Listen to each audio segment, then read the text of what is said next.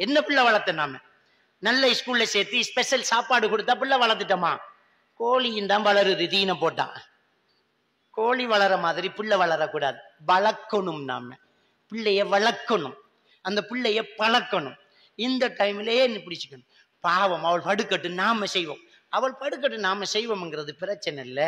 பிள்ளைய சித்திரவதை செய்யல, பிள்ளைய பழக்கணும். சுபகுக்கு எழும்பினா தூங்குறதுல இந்த வேலையை செய். இதை பாத்திரம் கழுவணும், டீ ஊற்றி கொடுக்கணும், பாப்பாக்கு டீ ஊற்றி கொண்ட கொடு.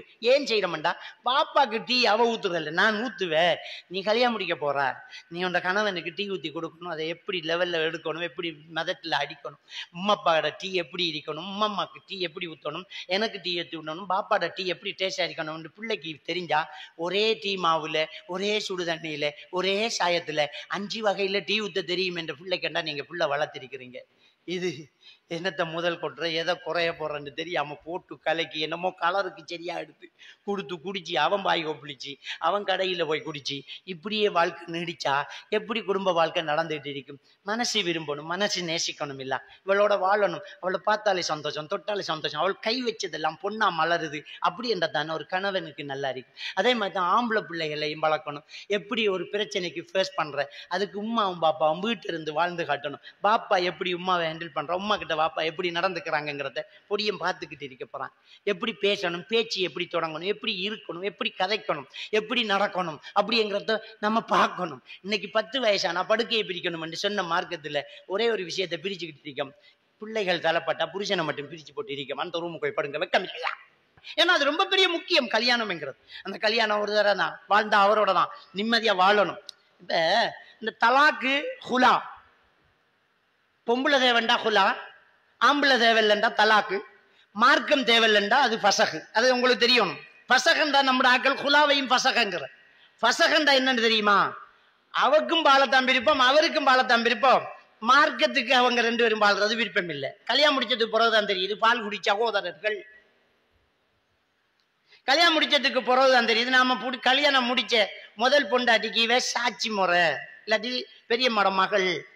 பிறகுதான் தெரியுது பாப்பா இவளுக்கு இன்னொரு ராத்தா அங்க இருக்கா. அப்ப அதுல பிள்ளையாது தெரிய வந்துச்சு. 2 பேரும் தான் விரும்பி முடிச்சு, பிள்ளை வேற பிறந்திருக்கும். ஆனா மார்க்கம் பிரிச்சுடும். அதுதான் பசகு. ஹுலாங்கிறது பொம்புல தேவல் என்று வர்றது, தலாக்குங்கிறது ஆம்புல தேவல் என்று வர்றது. இந்த விஷயம் எப்பவாலும் நடக்கிறது. நாம எல்லாம் சரியா பார்த்து கல்யாணம் முடிச்சும் பிரச்சனை வந்தா வெட்டி விடுறது தான் அது. வழங்கிட்டா சில சொல்ற கல்யாணம்ங்கிறது வந்தா முடியாது, அது சாணையோட வந்தது சந்தக்கோட போனாலும், கல்லானவன் கணவன் புல்லானாலும் புருஷன், அது அப்படித்தான், அதை விடக்கூடாது. இது எங்க இருந்து வந்த? நம்முடைய மார்க்கத்துல இருந்து வந்ததா? ஒரு சிலர் சொல்லுவாங்க அது தலாக்கு என்றால் அல்லாஹ்வோட அரிசி நடுங்குதான் அந்த அதிசய லைஃப். அப்படி இல்லை, பெற்றோர்கள்ட்ட இருந்துதான் பிள்ளைகள் நிறைய விஷயங்களை படிக்கும். இப்ப அறுத்த பிஸ்மி சொல்லி அறுத்ததுதான் சாப்பிடணும், தானா செத்ததும் அந்நியர்கள் அறுத்ததும் சாப்பிடக்கூடாது, ஹராம் என்றுதான் நாம வளர்த்த. அண்டு இந்த கடையில கோழி வண்டப்படாது, இது திங்கப்படா. இது ஆள் மனசுல பதிஞ்சிட்டு இவன் பெருத்து தண்ணி அடிக்கிற நிலைமைக்கு வந்து சாராயத்தை வேண்டி கையில வச்சுக்கிட்டு ஹலால் பைட்ஸ் தேடித்துறான். கோழி பொரியல் நம்மளை விட பின்னுக்கு பிலாப்பழம் இருக்குது. வழங்கிட்டா ஒரு மன்னன் பழம் எடுத்துக்கிற சின்ன கதை சொல்லுவாங்க. நான் சாப்பிடாத புதுவிதமான பழத்தை கொண்டு வந்தா அவங்களுக்கு பரிசு 1000 பொற்காசு. ஒவ்வொருத்தரும் பழத்தை கொண்டு வந்தா, ஒருத்தன் கொய்யா பழத்தை கொண்டு வந்தா, இது நான் சாப்பிட்டுக்கிட்டான்னு வாயில ஒரு அமுக்கு. அன்னாசி பழம் கொண்டு போறவன் சிரிக்கானா, இத வாயில அமுக்கின உண்ட நிலைமை என்னடான்னு கேட்டதுக்கு, எனக்கு இந்த அன்னாசி பழத்தை பத்தி பிரச்சனை இல்லை, பின்னுக்கு ஒரு ஆளை பாரு பிலாப்பழத்தோட வாரார், அவன் பிலாப்பழத்தோட வாராங்களோ, இந்த அன்னாசி பழத்தை வாயில விட்டு உதடு கிழிய போகுதுங்கிறது அவனுக்கு விளங்கவே இல்லை. இயல்பு அதுதான். நம்மோட வீட்டை மட்டும் கரண்ட் இல்லாட்டி தான் கடும் கஷ்டம். பிள்ளைகிட்ட 300 வீட்டுல கரண்ட் இருக்காண்டு பாரு, இல்ல அப்பாடா. நம்மோட வீட்டை கரண்ட் இல்லாட்டி ஒரு கள்ளன் ஒரு வீட்டுக்கு உழுவாட்டு கத்தியை கட்டி கலத்திடி மாலை ஏண்டிக்கான். வேற வழி இல்லை, மாலையை கொடுத்து போட்டு, சார் 300 வீட்டுக்காரிக்கிட்ட 5 பவுன் மாலை கிடக்கு. அவன் என்ன நம் அப்படி கழுத அவள் சொல்லி தாண்டி இஞ்ச வந்த. முதல்ல ஸ்ட்ரெஸ் மேனேஜ்மெண்ட் ஸ்கில்ஸ் என்று இந்த உலகம் 1008 கிளாஸ் நடத்தி 68 கலைகளை சொல்லி தந்தாலும் இஸ்லாமிய மார்க்கம் அதனால தான் பிரிக்குது. நல்லா புரிஞ்சுக்கோங்க, உலமாக்களும் இருக்கிறீங்க, நல்லா நோட் பண்ணிக்கோங்க. அம்மா மாதிரி இருக்கிறீங்க, தகப்பன் மாதிரி இருக்கிறீங்க, உங்க பிள்ளைகளுக்கு நீங்க கவுன்சிலிங் செய்யணுமா? நம்மளோட பாஷையில கவுன்சிலிங்ங்கிற கிடையாது. கவுன்சிலிங்கிறதுல ஒரு சின்ன விஷயம்தான். ஸ்ட்ரெஸ் மேனேஜ்மெண்ட் ஸ்கில்ஸ் என்று இன்றைக்கு 2 வருஷ கோர்ஸ் நடக்குது. குர்ஆன்ல 4 விஷயத்த சொல்லி தருது. இந்த 4 தான் அம்புட்டும் அவுட். எல்லா ஸ்ட்ரெஸ்ஸும் முடிஞ்சு, எல்லா பிரச்சனைகளும் முடிஞ்சு போச்சு. 4 சொல்றேன், நோட் பண்ணிக்கோங்க. முதலாவது கலா கதிர நம்புறது. والعاديات ضبحا فالموريات قدحا فالمغيرات صبحا فأثرن به نقعا فوسطن به جمعا. ஏன்னா இன்றைக்கு நிறைய திருமணங்கள் பிரிவினையில போய் நிற்கிறதுக்கு முதல் காரணம், திருமணத்தை நடத்துறதுக்கு முன்னாடி சில விஷயங்களை தவற விடுறோம். திருமணம் முடிக்கிறவங்க சில விஷயங்களை கையாளுறதுக்கு தவறி போகிறாங்க. முதல் விஷயம், திருமணத்தை முடிக்கிறதுக்கு முன்னாடி நாங்கள் கவனிக்க வேண்டிய ஒரு முக்கியமான ஒரு விஷயம் என்னென்னா, நம்மளோட பிள்ளைகளை நாங்கள் தயாராக்கணும். பெண் பிள்ளைகள் என்றாலும் சரி, ஆண் பிள்ளைகள் என்றாலும் சரி, நம்மளோட பிள்ளைகளை இந்த திருமணத்துக்கு தயாராக்கணும். தயாராக்குறதா இருந்தால் குடும்ப சுமைகள், குடும்பத்தில் ஏற்படக்கூடிய சிக்கல்கள், அதுக்கு எப்படி முகம் கொடுக்கறது, குடும்பத்தில் உள்ள அங்கத்தவர்களோடு நாங்கள் எப்படி நடந்துக்கிறது, அது கம்யூனிகேஷன் ஸ்கில்ஸ், அதெல்லாம் எப்படி இருக்கணும், மார்க்க கல்வியினுடைய அவசியம், மார்க்கம் எவ்வளவு நமக்கு இருக்கணும், இதை நம்ம ஒவ்வொருத்தரும் தனித்தனியாக நம்முடைய பிள்ளைகளுக்கு கற்றுக் கொடுக்கணும். நம்ம அலட்சியமாக இருந்துக்கிட்டே இருக்கிறோம். இப்போ ஆம்பளை பிள்ளைய பெற்றவங்க அவன் நல்லா சம்பாதிக்கணும், நல்ல வருமானம் எடுக்கணும், அதுக்கு எந்த ஃபேக்கல்ட்டியில் இருக்கணும், எந்த டிகிரியை முடிக்கணும், எந்த டிப்ளமா முடிக்கணும், எந்த நாட்டுக்கு போகணும் அப்படிங்கிறத தான் நாங்கள் பார்க்குறோமே தவிர அவர் வாழ்க்கைக்கு மெச்சுவட்டான ஆளா அப்படிங்கிறத நம்ம கவனிக்கிறோம் இல்லை. சின்ன சின்ன தவறுகள் வரும்போது அவன் அப்படித்தான் நம்ம போயிட்டே இருக்கோம். அவன் அப்படித்தான் இருந்தா எப்படி வாழ்றது? அப்போ இதில் நம்ம கவனம் சதறோம். அடுத்தது நம்முடைய பெண் பிள்ளைகளை அவங்களோட இஷ்டத்துக்கு, அது இந்த காலத்து பிள்ளைகள் அப்படித்தான், அதுக்கு என்ன செய்த, எல்லா ஆளுகளும் அப்படித்தான் இருக்க ஆளுகள் அண்டு அவங்களோட இஷ்டத்துக்கு நாங்கள் தனியாக விட்டுக்கிட்டே இருக்கிறோம். அப்போ இது முதல் நம்ம கவனிக்க வேண்டிய ஒரு முக்கியமான ஒரு விஷயம். இத்தனைக்கும் நம்முடைய சமுதாயத்துக்குள்ள பூந்து நிறைய பிரச்சனைகளை உண்டு பண்ணக்கூடிய ஒரு பெரிய ஷைத்தான் உண்டு, இந்த ஃபோன் தான். இந்த ஃபோன் தான் ஆகப்பெரிய ஷைத்தான். அது வந்ததுக்கு பிறகுதான் பிரச்சனைகள் கூட, குடும்பங்களுக்குள்ள சிக்கல்கள் இந்த ஃபோன் வந்ததுக்கு பிறகுதான். இந்த ஃபோன் நம்மளை பயன்படுத்துதே தவிர நாம ஃபோனை பயன்படுத்தலைங்கிறது தான் உண்மை. விளங்கிட்டா? ஃபோனுண்டா நம்பர் அடித்து கோல் பேசலாம், அப்படித்தான் இருந்துச்சு. இப்போ ஃபோனில் ஃபோனும் பேசலாம் என்று சொல்கிற அளவுக்கு மற்ற ஸ்பெஷல் எல்லாம் கூட இருக்குது. இந்த ஃபோனில் ஃபோனும் பேசலாம் ஏண்டா மற்ற எல்லாமே இருக்குது. வாங்கி என்னமோ நம்ம பயன்படுத்துகிற நோக்கத்தோட தான் எடுக்கிறது, ஆனால் நம்மளை அது பயன்படுத்துது. இல்லாட்டி படுக்கைக்கு போகல என்னத்துக்கு ஃபோனை பார்த்துக்கிட்டு எத்தனை மணிக்கு தூக்கம் போகுதுன்னு தெரியாது. அப்போ இந்த ஃபோன் வந்து நமக்குள்ள நிறைய பிரச்சனைகளை உண்டாக்கினது. ஜூம் கிளாஸுக்கு போகிறோம் ரொம்ப கூடிட்டு, இந்த கொரோனா வந்து அப்படியே விட்டு செத்திருந்தாலும் கொஞ்சம் பேரை மையத்தை தான் நம்ம அடக்கியிருப்போம்.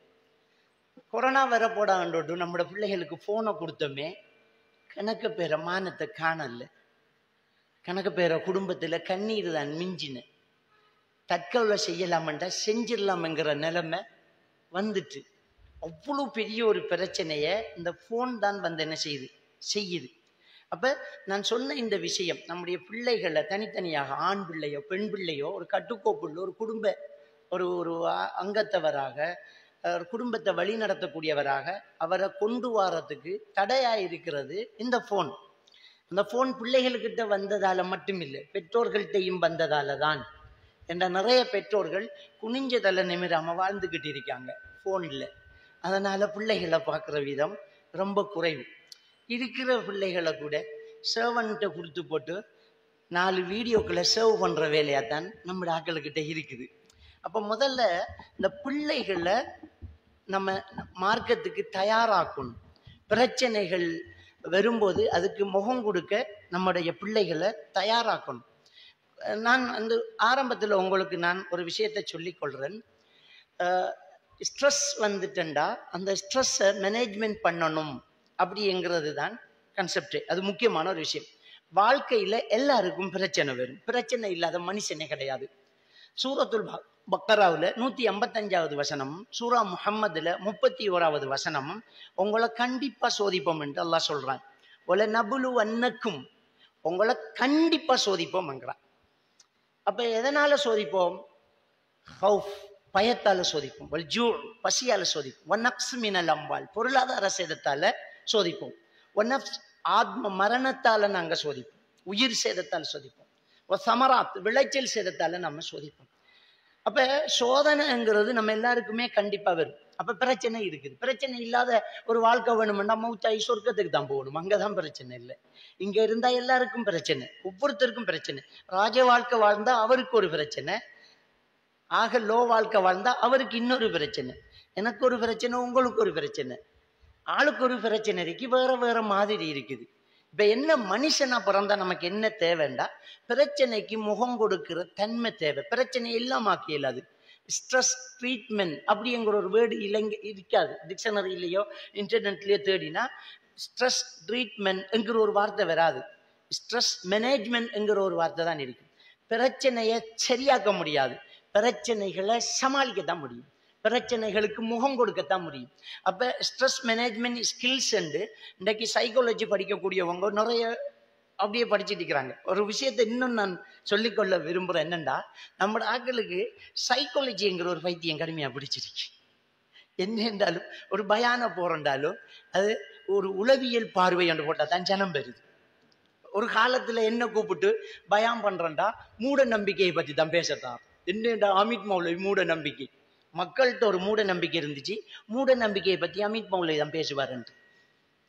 இப்போ ஒரு மூட நம்பிக்கை வந்துச்சு சைக்காலஜி. என்னத்தை எடுத்தாலும் இப்போ எல்லாரும் சைக்காலஜி கவுன்சிலிங் படித்தாக்களும் தான், படிக்காதாக்களும் தான், சும்மா என்ன எடுத்தாலும் அதாவது தொழுகை ஒரு உளவியல் பார்வை, கணவன் மனைவி ஒரு உளவியல் பார்வை, குழந்தை வளர்ப்பு ஒரு உளவியல் பார்வை. என்னடாப்பா இது உளவியல்ங்கிறது? இதே ஒரு பெரிய ஒரு உளவியல் பிரச்சனையா போயிட்டு சைக்காலஜி சைக்காலஜி என்று சாக பார்க்குது ஜனங்கள். என்ன சைக்காலஜி? நபிகள் நாயம் ஸல்லல்லாஹு அலைஹி வஸல்லம் அவர்கள் சொன்னதை விடையா? இஸ்லாம் மார்க்கம் நம்மளுக்கு கற்று தந்தத்தை விடையா? இஸ்லாத்தை விட சிறந்த ஒரு சைக்காலஜி இருக்குதா? ஒன்றும் கிடையாது.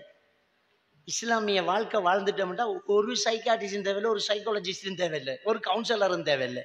சும்மா கம்மண்டு வாழ்ந்துட்டு போகலாம். மற்ற மதத்தில் உள்ளவங்களாம் மூக்குல விரல வைக்கிற அளவுக்கு ஆச்சரியமான தகவல்களை இஸ்லாத்தினுடைய ஒவ்வொரு நடைமுறைகளும் சொல்லித்தரு. கல்யாணம், கல்யாண பேச்சுவார்த்தை, கல்யாண நடைமுறை, கணவன் மனைவி உறவு, குழந்தை வளர்ப்பு, இதை பற்றி குர்ஆன்லையும் ஹதீஸ்லையும் சொல்றத வச்சு வச்சு வச்சு வச்சு அப்படியே வியந்து போறாங்க. என்னடா இது இப்படி இருக்குது, ஆச்சரியமா இருக்குது. நபிகள் நாயகம் ஸல்லல்லாஹு அலைஹி வஸல்லம் அவங்க சொல்றாங்க, மன் கால லி சபியின் தஆல ஹகதா சும்ம லம் யுஅதிஹி ஃபஹிய கிதுபா. ஒரு குழந்தைகிட்ட வாமா இதை தாரேன்னு என்று சொல்லி வந்ததுக்கு அப்புறம் அதை கொடுக்கலாட்டி அவன் பெரிய பொய் என்னண்டாங்க. இதை விட சைல்டு சைக்காலஜி இருக்குதா? இதை விட சைல்டு சைக்காலஜி இருக்குதா? ஒத்த வார்த்தை, குழந்தைய கூட ஏமாத்தாத. எவ்வளவு அழகான ஒரு விஷயத்தை இஸ்லாமிய மார்க்கம் சொல்லித்தரு. அதனால இந்த சைக்காலஜிங்கிற பைத்தியத்தை முதல் விட்டுருவோம். விளங்கிட்டா? அதை விட்டு போட்டு மார்க்கத்தை படிச்சா, அகீதாவை படிச்சா, குர்ஆன் ஹதீஸை படிச்சா சூப்பர், அழகான லைஃப், அழகான வாழ்க்கையை நம்ம கொண்டு வரலாம். இப்போ முதல்ல ஸ்ட்ரெஸ் மேனேஜ்மெண்ட் ஸ்கில்ஸ் என்று இந்த உலகம் 1008 கிளாஸ் நடத்தி 68 கலைகளை சொல்லி தந்தாலும் இஸ்லாமிய மார்க்கம் அதனால தான் பிரிக்குது. நல்லா புரிஞ்சுக்கோங்க. உலமாக்களும் இருக்கிறீங்க, நல்லா நோட் பண்ணிக்கோங்க. அம்மா மாதிரி இருக்கிறீங்க, தகப்பன் மாதிரி இருக்கிறீங்க. உங்க பிள்ளைகளுக்கு நீங்க கவுன்சிலிங் செய்யணுமா? நம்மளோட பாஷையில கவுன்சிலிங்கிறது அப்படிங்கிறது கவுன்சிலிங்கிறதுல ஒரு சின்ன விஷயம்தான். ஸ்ட்ரெஸ் மேனேஜ்மெண்ட் ஸ்கில்ஸ் என்று இன்றைக்கு 2 வருஷ கோர்ஸ் நடக்குது. குர்ஆன்ல 4 விஷயத்த சொல்லித்தருது. இந்த 4ம் தான் அம்புட்டும் அவுட். எல்லா ஸ்ட்ரெஸ்ஸும் முடிஞ்சு, எல்லா பிரச்சனைகளும் முடிஞ்சு போச்சு. 4ஐயும் சொல்றேன், நோட் பண்ணிக்கோங்க. முதலாவது, அதாவது முதல் பிரச்சனை ஒரு ஆளுக்கு அது எந்த ரூட்ல வேணுமென்றாலும் பிரச்சனை வரலாம். பொருளாதார ரீதியாக, கணவன் மனைவி ரீதியாக, குழந்தை வளர்ப்பு ரீதியாக, நோய்கள், அது இது நெருக்கீடு, அரசு அரசாங்கம், என்ன பிரச்சனை வந்தாலும் சரி, பிரச்சனைன்னு வரும்போது மனசு வலிக்கும். இந்த மனசை ஆற்றுப்படுத்துறதுக்கு 4 வழி இஸ்லாமிய மார்க்கம் சொல்லித்தரு. முதலாவது கலா கதிரை நம்புறது. நோட் பண்ணிக்கோங்க. ஸ்ட்ரெஸ் மேனேஜ்மெண்ட் ஸ்கில்ஸ் இல்லை 4. முதலாவது கலா கதிரை நம்புறது. சூரா ஹதீது 22வது வசனம், சூரத்துல நாம் 59வது வசனம், சூரா ஹூது 6வது வசனம் கலா கதிரை பற்றி சொல்லுது. அல்லாஹ் நாடினதுதான் நடக்குது. அல்லாட எழுத்துல இல்லாம, அல்லாட அறிவில் இல்லாம மரத்துல இருக்கிற இலையும் கீழே விழுறதுல உங்களை படைக்கிறதுக்கு முன்னாடியே உங்களுக்குள்ள என்ன நடக்கும்ங்கிறத அல்லாஹ் தீர்மானிச்சுட்டான். சூரா ஹதீது 23வது வசனம் கலா கதிரை சொல்லிட்டு ஒரு விஷயத்த சொல்லுது. லி கைலா தஸவலமா ஃபாத்தக்கும், உங்களுக்கு மிஸ் பண்ணி போனதுல நீங்க கவலைப்படாம இருக்கிறதுக்காக கலா கதிரை எடுத்துக்கும்.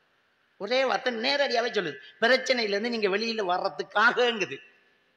விளங்கிட்டா? உங்களுக்கு மிஸ் பண்ணி போனதுல நீங்க கவலைப்படாம இருக்கிறதுக்காக கலா கதிரை வச்சிருக்கிறேங்கிறான் அல்லாஹ். வஅல்லா தஃப்ரஹு பிமா ஆத்தாக்கும், உங்களுக்கு கிடைச்சதுல பெருமை அடிக்காம இருக்கிறதுக்காக.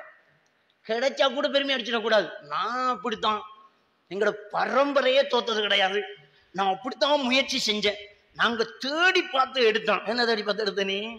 அல்லாஹ் நாடி இருந்தா புரண்டி இருக்கும், அல்லாஹ் நாடி இருந்தா அழிஞ்சிருக்கும். உன்னால ஒண்ணும் பண்ண முடியாது, முயற்சி மட்டும்தான் செய்ய முடியும். என்ன நடக்கணும்? நம்ம ரொம்ப சம்பாதிச்சிட்டோம், நல்ல லாபம் கிடைச்சிட்டு, நல்ல அறுவடை, நல்ல மாப்பிள்ளை கிடைச்சிட்டு, தரமான பொண்டாட்டி கிடைச்சிட்டு, நல்ல குடும்பம், நல்ல லைஃப், நல்ல வாகனம் எடுத்துட்டோம். என்ன சொல்லணும்? அல்ஹம்துலில்லாஹ், அல்லாஹ் தந்துட்டான், அவ்வளவு. என்னில் ஒண்ணும் கிடையாது.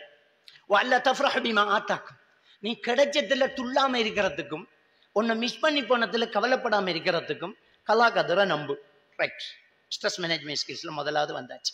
நம்முடைய பிள்ளைகளுக்கு பயிற்சி கொடுக்கணும்.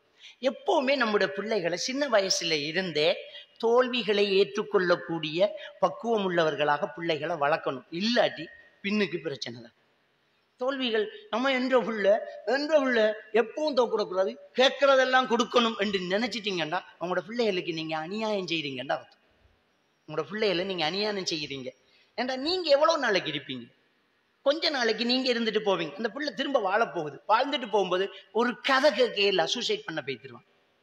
ஸ்காலர்ஷிப்ல 2 மார்க்ஸ் குறைஞ்சதுக்கு தான் நுவரேலியாவில் ஒரு பிள்ளை சூசைட் பண்ணிச்சு. அந்த 10 வயசுலயே தோல்வி ஏற்றுக்கொள்ளக்கூடிய மனப்பக்குவம் பெறல. இன்னைக்கு நமக்கிட்ட இருக்கிற ஒரு பைத்தியம் என்னண்டா, ஸ்காலர்ஷிப் பைத்தியம். பிள்ளைகள் எழுதுதோ இல்லையோ, உம்மாமார் எழுதுறாங்க அந்த பயிற்சியை. அந்த பரீட்சை உம்மாமார சோதனை தான்.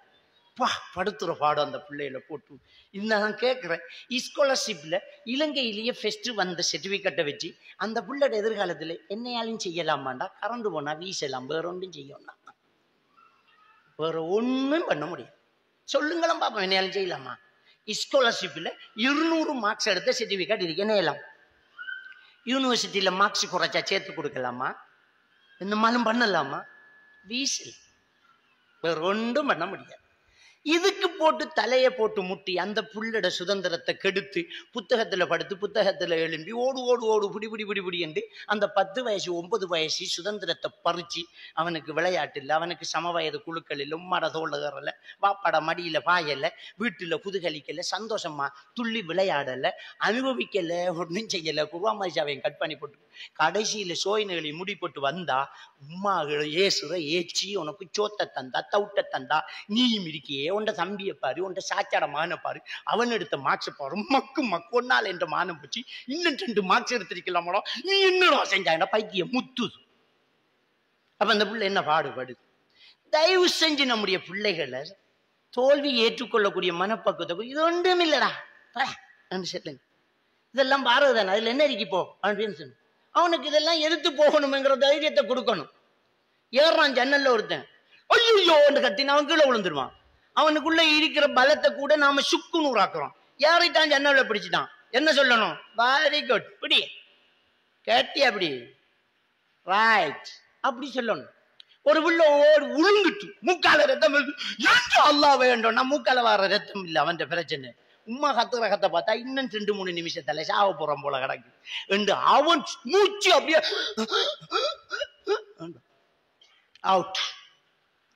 நாம என்ன செய்யணும்? என்னம்மா உளுந்தா ரத்தம் வந்தா எலும்பு ரத்தம் ஒண்ணுமில்லை, ரத்தம் வருது, அதுல கிட்டவா நாம ஓட போலாம், கிட்டவா அதெல்லாம் சரியா போயிட்டு, அதெல்லாம் பாரு சும்மாலே சத்தாட்டு பட்டி ரத்தம் வந்து இல்ல என்ன ஆம்பளை பிள்ளை இல்ல, நீ பொம்பளை பிள்ளை இல்ல, நீ என்ன சும்மா. நமக்குள்ள பயம் இருக்கும் தான், ஆனா ரொம்ப பக்குவமா நடந்துக்கும். முகத்துல பயத்தை காட்டக்கூடாது, தைரியத்தை உண்டாக்கணும். தோல்வி ஏற்றுக்கொள்ளக்கூடிய மன வலிமையை உண்டாக்கணும். இதுதான் முக்கியம். அதுக்கு நமக்கு கலாக்காதரை ஏற்றுக்கொள்ளணும். அல்லாட ஏற்பாடு இது உடையணும் என்று எழுதியிருந்தா உடையத்தானே செய்யும். நீ தள்ளி விடாட்டி காவமாலும் வந்து தள்ளி விடும். இது உடையணும், அவ்வளவுதான். அல்லாட எழுத்து நடந்துச்சு, ஹலாஸ் முடிஞ்சு விடு. முதலாவது சொல்லிட்டேன். ரெண்டாவது விஷயம், அப்படியே கலாக்கதர் என்று நம்பினாலும் உள்ளுக்குள்ள ஒரு வருடல் நெருடல் இருக்கத்தான் செய்யும். இப்படி போய் முடிஞ்சுட்டு இத்தனை நாள் படிச்சது இப்படி ஃபெயில் ஆயிட்டோமே, ஐயோ என்ன செய்யறது அப்படின்ற ஒரு நெருடல் இருக்கும். இப்படி ஒரு வாழ்க்கை அமைஞ்சிட்டு, இப்படி ஒரு பிள்ளை பிறந்துட்டு, இப்படி ஒரு விஷயம் நடந்துட்டு, இப்படி அநியாயமா மொக்கையா போயிட்டு, இப்படி நடந்துட்டு அப்படின்னு ஒரு வருடல் வரும் இல்ல. அதுக்கு ரெண்டாவது சூரத்துல் பக்கரா 216வது வசனம், வஅஸா அன் தக்ரஹு ஷையன் வஹுவ கைருல் லக்கும். நீங்க சில விஷயத்தை வெறுப்பீங்க, அது நல்லதா இருக்கும். வஅஸா அன் துஹிப்பு ஷையன் வஹுவ ஷர்ருல் லக்கும். நீங்க சில விஷயத்தை விரும்புவீங்க, அது கெட்டதா இருக்கலாம். வல்லாஹு யஅலமு வ அன்தும் லா தஅலமுன். அல்லாஹ்க்கு தான் தெரியும் எது நல்லது கெட்டதுன்னு, உங்களுக்கு தெரியாது. எனவே அல்லாஹ்வா பார்த்து முடிவெத்தானா ஏற்றுக்கோ, முடிஞ்சு வச்சுக்காது. சூரத்துல் கஹ்ஃப் 65வது வசனத்துல ஒரு சம்பவத்தை சொல்றான் அல்லாஹ்.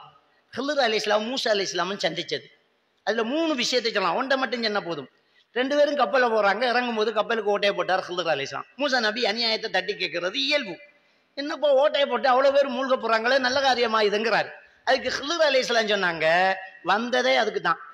உரீது அன் இபஹா, கப்பலை காப்பாத்துறதான் ஓட்டையை போட்டேன். மிம்பராயி மலிக்குன் யௌஹுதுக்குள்ள சஃபீனத்தின் கஸபா. ஒரு மன்னன் நாளைக்கு படையெடுத்து வந்துகிட்டீங்க, அந்த துறைமுகத்திலேக்கு அம்புட்டு கப்பலையும் எடுத்துக்கு போறான். இந்த கப்பல் போடா அதை காப்பாற்றணும்ன்றது தான் ஓட்டை போட்டீங்க. ஓட்டை கப்பல் எடுத்து போக முடியுமா? இந்த ஒரு டேமேஜ், இந்த ஒரு பிரச்சனை, இந்த ஒரு பாதிப்பு வந்தது, அதுக்கு நல்லதுதான். புரியுதா? இப்போ வாழ்க்கையில நமக்கு ஒரு பிரச்சனை வர்றது, பெரிய ஒரு பிரச்சனை வராம இருக்கிறதுக்கு அல்லாஹ்வா செய்யக்கூடிய ஒரு உதவிதான். உடனே 2வது ஸ்கில்ஸ் வேலை செய்யுது. ஆஹா, நமக்கு ஒரு பிரச்சனை வந்தா பிரச்சனை தான் அல்லாஹ்ட ஏற்பாடு. 2வது கஷ்டம்தான், ஆனா இதுல ஏதோ நலவு இருக்குது. ஃபெயில் ஆனதுல ஒரு கயிறு இருக்கு. இதை விட ஏதோ சிறந்தது கிடைக்க போகுது, அல்லது இதனால நமக்கு ஏதோ ஆபத்து இருக்க போகுது. வேணாம், அல்லாஹ்ட முடிவை நான் ஏற்றுக்கொள்றேன். இதுல ஏதோ கயிறு இருக்குது, ஏதோ நலவு இருக்குது. அப்படி என்று நம்ம அதை ஏற்றுக்கொள்ளும் போது, நம்முடைய பிள்ளைகளுக்கு இதை சொல்லிக் கொடுக்கும் போது, ஓகே, அப்ப பிள்ளைகளுக்கு தயங்காம சொல்லிக் கொடுக்கணும். முதல் கலாக்கு அதை விட்டு வேலையை பாரு. நாமளும் சேர்ந்து அடிட்டு இருந்தா நீ இருக்கையே, என்ன வேலை பார்த்து மார்க்ஸை பார்த்தையா? ஏன் அப்படி சொல்றீங்க? நம்மளோட பிள்ளை இவ்வளவுக்காவது மார்க்ஸ் எடுக்கான்னு சந்தோஷப்படுங்களேன். ஏன் நாம அப்படி இருக்கணும்? எல்லாரும் 100 மார்க்ஸ் எடுத்தா அப்ப 99 எடுக்கிறாரு. பிள்ளைகளுக்கு எப்பவுமே நீதான் ஃபர்ஸ்ட் வரணும் என்று சொன்னா தாழ்வு மனப்பாங்கு வரும். நீயும் ஃபர்ஸ்ட் வரணும் என்று சொன்னால் தன்னம்பிக்கை வரும். வித்தியாசத்தை புரிஞ்சுக்கோங்க. நீதான் ஃபர்ஸ்ட் வரணும் என்று சொன்னா அவனுக்கு மேல ஒருத்தன் வந்தா கூடவே ஒரு பொறாம வரும். அவன் புத்தகத்தை களவெடுத்து கிளிக்கணும் போல இருக்கும் அவன். நீயும் ஃபர்ஸ்ட் வரணும்னு சொன்னா மத்தவன் ஃபர்ஸ்ட் வந்தா பரவாயில்ல, நானும் ஃபர்ஸ்ட் வரணும். எனவே முயற்சி வரும், தன்னம்பிக்கை வரும். அப்ப இந்த விஷயத்தை நீங்க பிள்ளைகளுக்கு சொல்லி கொடுக்குறீங்க. அடுத்தது, தோல்த்துட்டீங்களா, பிரச்சனையா போச்சா, விழுந்துட்டீங்களா, அவமானப்பட்டுட்டீங்களா, அசிங்கப்பட்டுட்டீங்களா, நோ ப்ராப்ளம் மகன், இதுல ஏதோ கயிறு இருக்குமா, ஒன்னும் யோசிக்காதீங்க. ஒவ்வொரு தோல்வியும் வெற்றிக்கான படிதான். நம்ம ஒவ்வொரு அவமானங்களும் அனுபவம் தான். நீ ஒரு நாள் இதை தோத்துட்டதான் நினைச்சிடாத. இதை வச்சு நீ வாழ்க்கையில நிறைய விஷயத்த படிக்க போற. ஒரு ஆள் உன்னை ஏமாத்திட்டா அப்படியே சுருண்டு விழுந்துடாத. இப்படித்தான் நட்பு இருக்குது, இனிமே கவனமா இருக்கணும்னு நினைச்சுக்கோ. 10 லட்சம் ரூபாய்க்கு ஒருத்தன் ஆட்டையை போட்டான்டா 10 கோடி தப்பிட்டு நினைச்சுக்கோ. இதுல மட்டும் அவன் கரெக்டா அந்த காசை தந்திருந்தா இவனை நம்பி 1 கோடி ரூபாவை கொடுத்துருப்பேன். தப்பிட்ட நீ போனது 1 மில்லியன் தான், 10 மில்லியன் தப்பி. அப்படி நினைச்சுக்கோ. இதெல்லாம் ஒன்னும் யோசிக்காத. இதெல்லாம் அல்லாஹ் ஏதோ நலவுக்கு தான் தந்திருக்கான். இதை விட்டு நம்மளுக்கு பெருசா காப்பாத்திருக்கான். அப்படிங்கிறது 2வது ஸ்கில்ஸ். 3வது, அதையும் செஞ்சாலும் சாடையா இன்னும் கொஞ்சம் நெருடல் இருக்கும். நமக்கு மட்டும் ஏன் இப்படி நடக்குது அப்படின்ற வரைக்கும் அதை பற்றி நாம எடுத்து பார்த்தால், நபிகள் நாயகம் ஸல்லல்லாஹு அலைஹி வஸல்லம் அவங்க சொல்றாங்க, அஜபன் லி அம்ரில் மூமின், ஒரு மூமினுடைய விடயம் ஆச்சரியமானது. இன்ன அம்ரஹு குல்லஹு கைர், அவனுடைய எல்லா காரியங்களும் நல்லதுதான். ஒலைஸ ஸாலிக லிஅஹதின் இல்லல் மூமின், இது மூமினை தவிர ஒரு யாருக்கும் இந்த பாக்கியம் கிடையாது. மூமினுக்கு மட்டும் ஸ்பெஷல் ஒரு விஷயம் என்னண்டா, அவன் லைஃப்ல நல்லது நடந்தாலும் நல்லதுதான், கெட்டது நடந்தாலும் நல்லதுதான். எப்படி அது? அவனுக்கு ஏதாவது நல்லது நடந்தால் ஷக்கர் அல்லாஹ், அல்லாஹ்க்கு நன்றி செலுத்துகிறான். ஒயின் அசாபத்துஹு ஷர்ரா, அவனுக்கு ஒரு கெடுதி நடந்தால் அவன் பொறுமையா இருந்துக்கிறான். ஃபகான கைரன் லஹு, எல்லாமே அவனுக்கு நல்லதா தான் போகுது. பொறுமையா இருந்துக்கிறான். எப்படி பொறுமையா இருக்கிறான், எப்படி எடுத்துக்கிறான்டா, ஒவ்வொரு விஷயத்துக்கும் நமக்கு கூலி இருக்குது அப்படின்னு நமக்கு இதுவும் அபூ ஹுரைரா ரலியல்லாஹு தஆலா அறிவிக்கிறாங்க. முஸ்லிம் கிரந்தத்தில் பதிவாயிருக்கக்கூடிய ஹதீஸ். அதே முஸ்லிம் கிரந்தத்தில் பதிவாயிருக்கக்கூடிய ஹதீஸ் தான் நபிகள் நாயகம் ஸல்லல்லாஹு அலைஹி வஸல்லம் சொல்றாங்க, ஒரு மூமினுக்கு ஏற்படக்கூடிய நோய், துன்பம், துயரம், வலா ஹம்மின் வலா ஹுஸ்னின் வலா அதா ஹத்தா ஷௌகத்தன் யஷாகுஹா இல்லா கஃபரல்லாஹு ஹத்தாயாஹு. ஒரு மூமினுக்கு ஏற்படக்கூடிய நோய் மனக்கவலை, மன அழுத்தம், நோவு, முள்ளு தைத்தது எதுவாக இருந்தாலும் அவனுடைய பாவங்கள் அதனால அழியுது. ஒரு பிரச்சனையும் இல்லை. கஷ்டம் இருக்கு, மனசு நொந்துட்டு, நம்மளை பத்தி புறம் பேசுறாங்க, நம்மளை கழுவி குடிக்காங்க, நம்மளுக்கு அடி விழுந்துட்டு, நமக்கு கூரை விழுந்துட்டு, நமக்கு அனர்த்தம் நடந்துட்டு, நம்மளோட சொத்து வீணா போச்சு, ஒன்னும் பிரச்சனை இல்லை. கலா கதிர் நடப்பது நலவு, இதுக்கு கூலி உண்டு. இன்னும் என்ன பிரச்சனை? இதுக்கு என்ன பிரச்சனை? இதுக்கு கூலி உண்டு அப்படிங்கிறத நாம என்ன செய்யறோம்? நோட் பண்ணிக்கிறோம். மூணாவது முடிஞ்சு. நாலாவது மொத்தமா தொடச்சு எடுக்குது. இருக்கிற மன வருத்தத்துல கொஞ்சம் மூளையில் இருக்கக்கூடிய நெருடலை கூட அப்படியே வருடி எடுக்கக்கூடியதுதான் நாலாவது. அந்த நாலாவது நீங்க பார்க்கணும் என்றால் 4வது அத்தியாயத்தினுடைய 153வது வசனத்தை எடுத்து பாருங்க. சூரத்து நிசா 153வது வசனம். அந்த வசனம் என்ன சொல்லுதுன்னு சொன்னா, நபிகள் நாயகம் ஸல்லல்லாஹு அலைஹி வஸல்லம் அவங்கள்ட்ட அந்த இருந்த யூதர்கள் வந்து ஒரு கோரிக்கை முன்வைக்கிறாங்க. உங்களை நாங்க நபி என்று ஏற்றுக்கொள்றதா இருந்தா எங்கட கண்ணுக்கு முன்னாடி அப்படியே மேல போகணும், நீங்க பெருங்கையோட போய் வரும்போது உங்களோட குர்ஆன அப்படியே புத்தக வடிவத்துல கொண்டாந்து காட்டுங்க, நம்புறோம்ண்டாங்க. இதை செய்யறதெல்லாம் பிரச்சனை கிடையாது. அல்லாஹ்க்கு மேராஜ் கொண்டு போன அல்லாஹ்க்கு, இதெல்லாம் சந்திரனை பிளந்த அல்லாஹ்க்கு, தூருசினா மலையை தூக்கி ஒசத்தி தலைக்கு மேல காட்டின அல்லாஹ்க்கு இதெல்லாம் ஒரு பெரிய காரியமே கிடையாது. இப்ப அல்லாஹ் அவருடைய மனசுல ஏற்பட்ட கவலைக்கு தீர்ப்பு கொடுக்குறான். இதை செஞ்சு காட்ட செல்லல அல்லாஹ், இதை செய்ய மாட்டேன். அப்படி அல்லாஹ் என்ன சொல்றான்னு சொன்னா, நீ ரொம்ப கவலைப்படுற, இப்படி கேட்டுட்டாங்கன்னு நீ வருத்தப்படுற. ஏன் நபியை வருத்தப்படுற? வருத்தப்படாத. வருத்தப்படாம வைக்கிறதுக்கு என்ன பண்ணணும் தெரியுமா? அந்த வசனத்தை இறக்குறான். 4வது அத்தியாயம் 153வது வசனம். அல்லாஹ் இறக்குறான். என்ன வசனம் இறக்குறான்னு சொன்னா, நபியே உம்மிடம் மேல இருந்து குர்ஆனை கொண்டு வர சொன்னாங்க. ஆனா ஃபக்கத் சஅலு மூஸா அக்பர மின் தாலிக், மூஸா நபி கிட்ட இதை விட பெருசா கேட்டானுங்க. ஒரு விஷயம் நமக்கு மறையணும்னா அதை விட பெரிய ஒரு விஷயம் நடக்கணும், நடந்ததான் அது மறையும். ஒரு விஷயம் நமக்கு அழியணும்டா அதை விட பெரிய ஒரு விஷயம் என்ன செய்யணும்? நடக்கணும். ஆக்சிடென்ட் பட்டு பிள்ளைக்கு போல பிஞ்சு ரத்தம் ஒழுகுது, பெரிய விஷயம்தான். ஆனா ஓட்டிக்கு போனவர் ஆள் காலி என்றொன்ன அவனை பாருடாம்போ, இது ரத்தம் படியுது பாப்பா, அவனே சொல்லுவான் இது ஒன்றும் இல்லை பாப்பா, அவன் மவுத்தா போய்த்தான. நீங்களும் கிச்சன்ல வேலைவீங்க, சின்னதா கத்தி வெட்டிட்டு இப்படியே பிடிச்சுக்கிட்டு மாப்பிள்ளையை கோல் பண்ணி கடையில பார்த்து எடுத்துக்காங்க, ரொம்ப பெரிய சிக்கல். அவர் வந்து ஐயோ இப்படி பிடிச்சுக்கிட்டு அவர் தூத்தி விடுறதும் இவன் நேத்தி வைக்கிறதும் 2-3 நாளைக்கு இது லேசாகப்படா மச்சான் தீத்தி விடுறாரு, இப்படித்தான் நடக்குது. இந்த ஒரு விஷயத்துல பெரிய ஒரு ஆக்சிடென்ட் ஆகி கால் ஒன்று உடைஞ்சு முள்ளு தெரிச்சிருக்குது. டாக்டர் அதுக்கெல்லாம் பெண்டச்சை போட்டுட்டுமா வேற இடத்தையும் காயமான்னுட்டா இல்லம்போ, என்னம்மா என்ன பெரிய காயம் பண்ணிக்க, அது ஒன்றும் இல்லை டாக்டர். நபிகள் நாயகம் ஸல்லல்லாஹு அலைஹி வஸல்லம் அவங்களுக்கு அந்த குர்ஆன் வசனம் இறங்குது. நபியே மூஸா நபி கிட்ட இதை விட பெருசா கேட்டாங்க. என்ன கேட்டாங்க தெரியுமா? ஃபகாலு அரினல்லாஹ ஜஹரத்தன், அல்லாஹ்வை கொண்டாந்து காட்ட சொன்னாங்க. உனக்கிட்ட குர்ஆன் தான் காட்ட சொன்னாங்க. மூஸா நபி கிட்ட அல்லாஹ்வை கொண்டாந்து காட்ட சொன்னாங்க. விட்டுட்டு போய் வேலையை பாருங்க.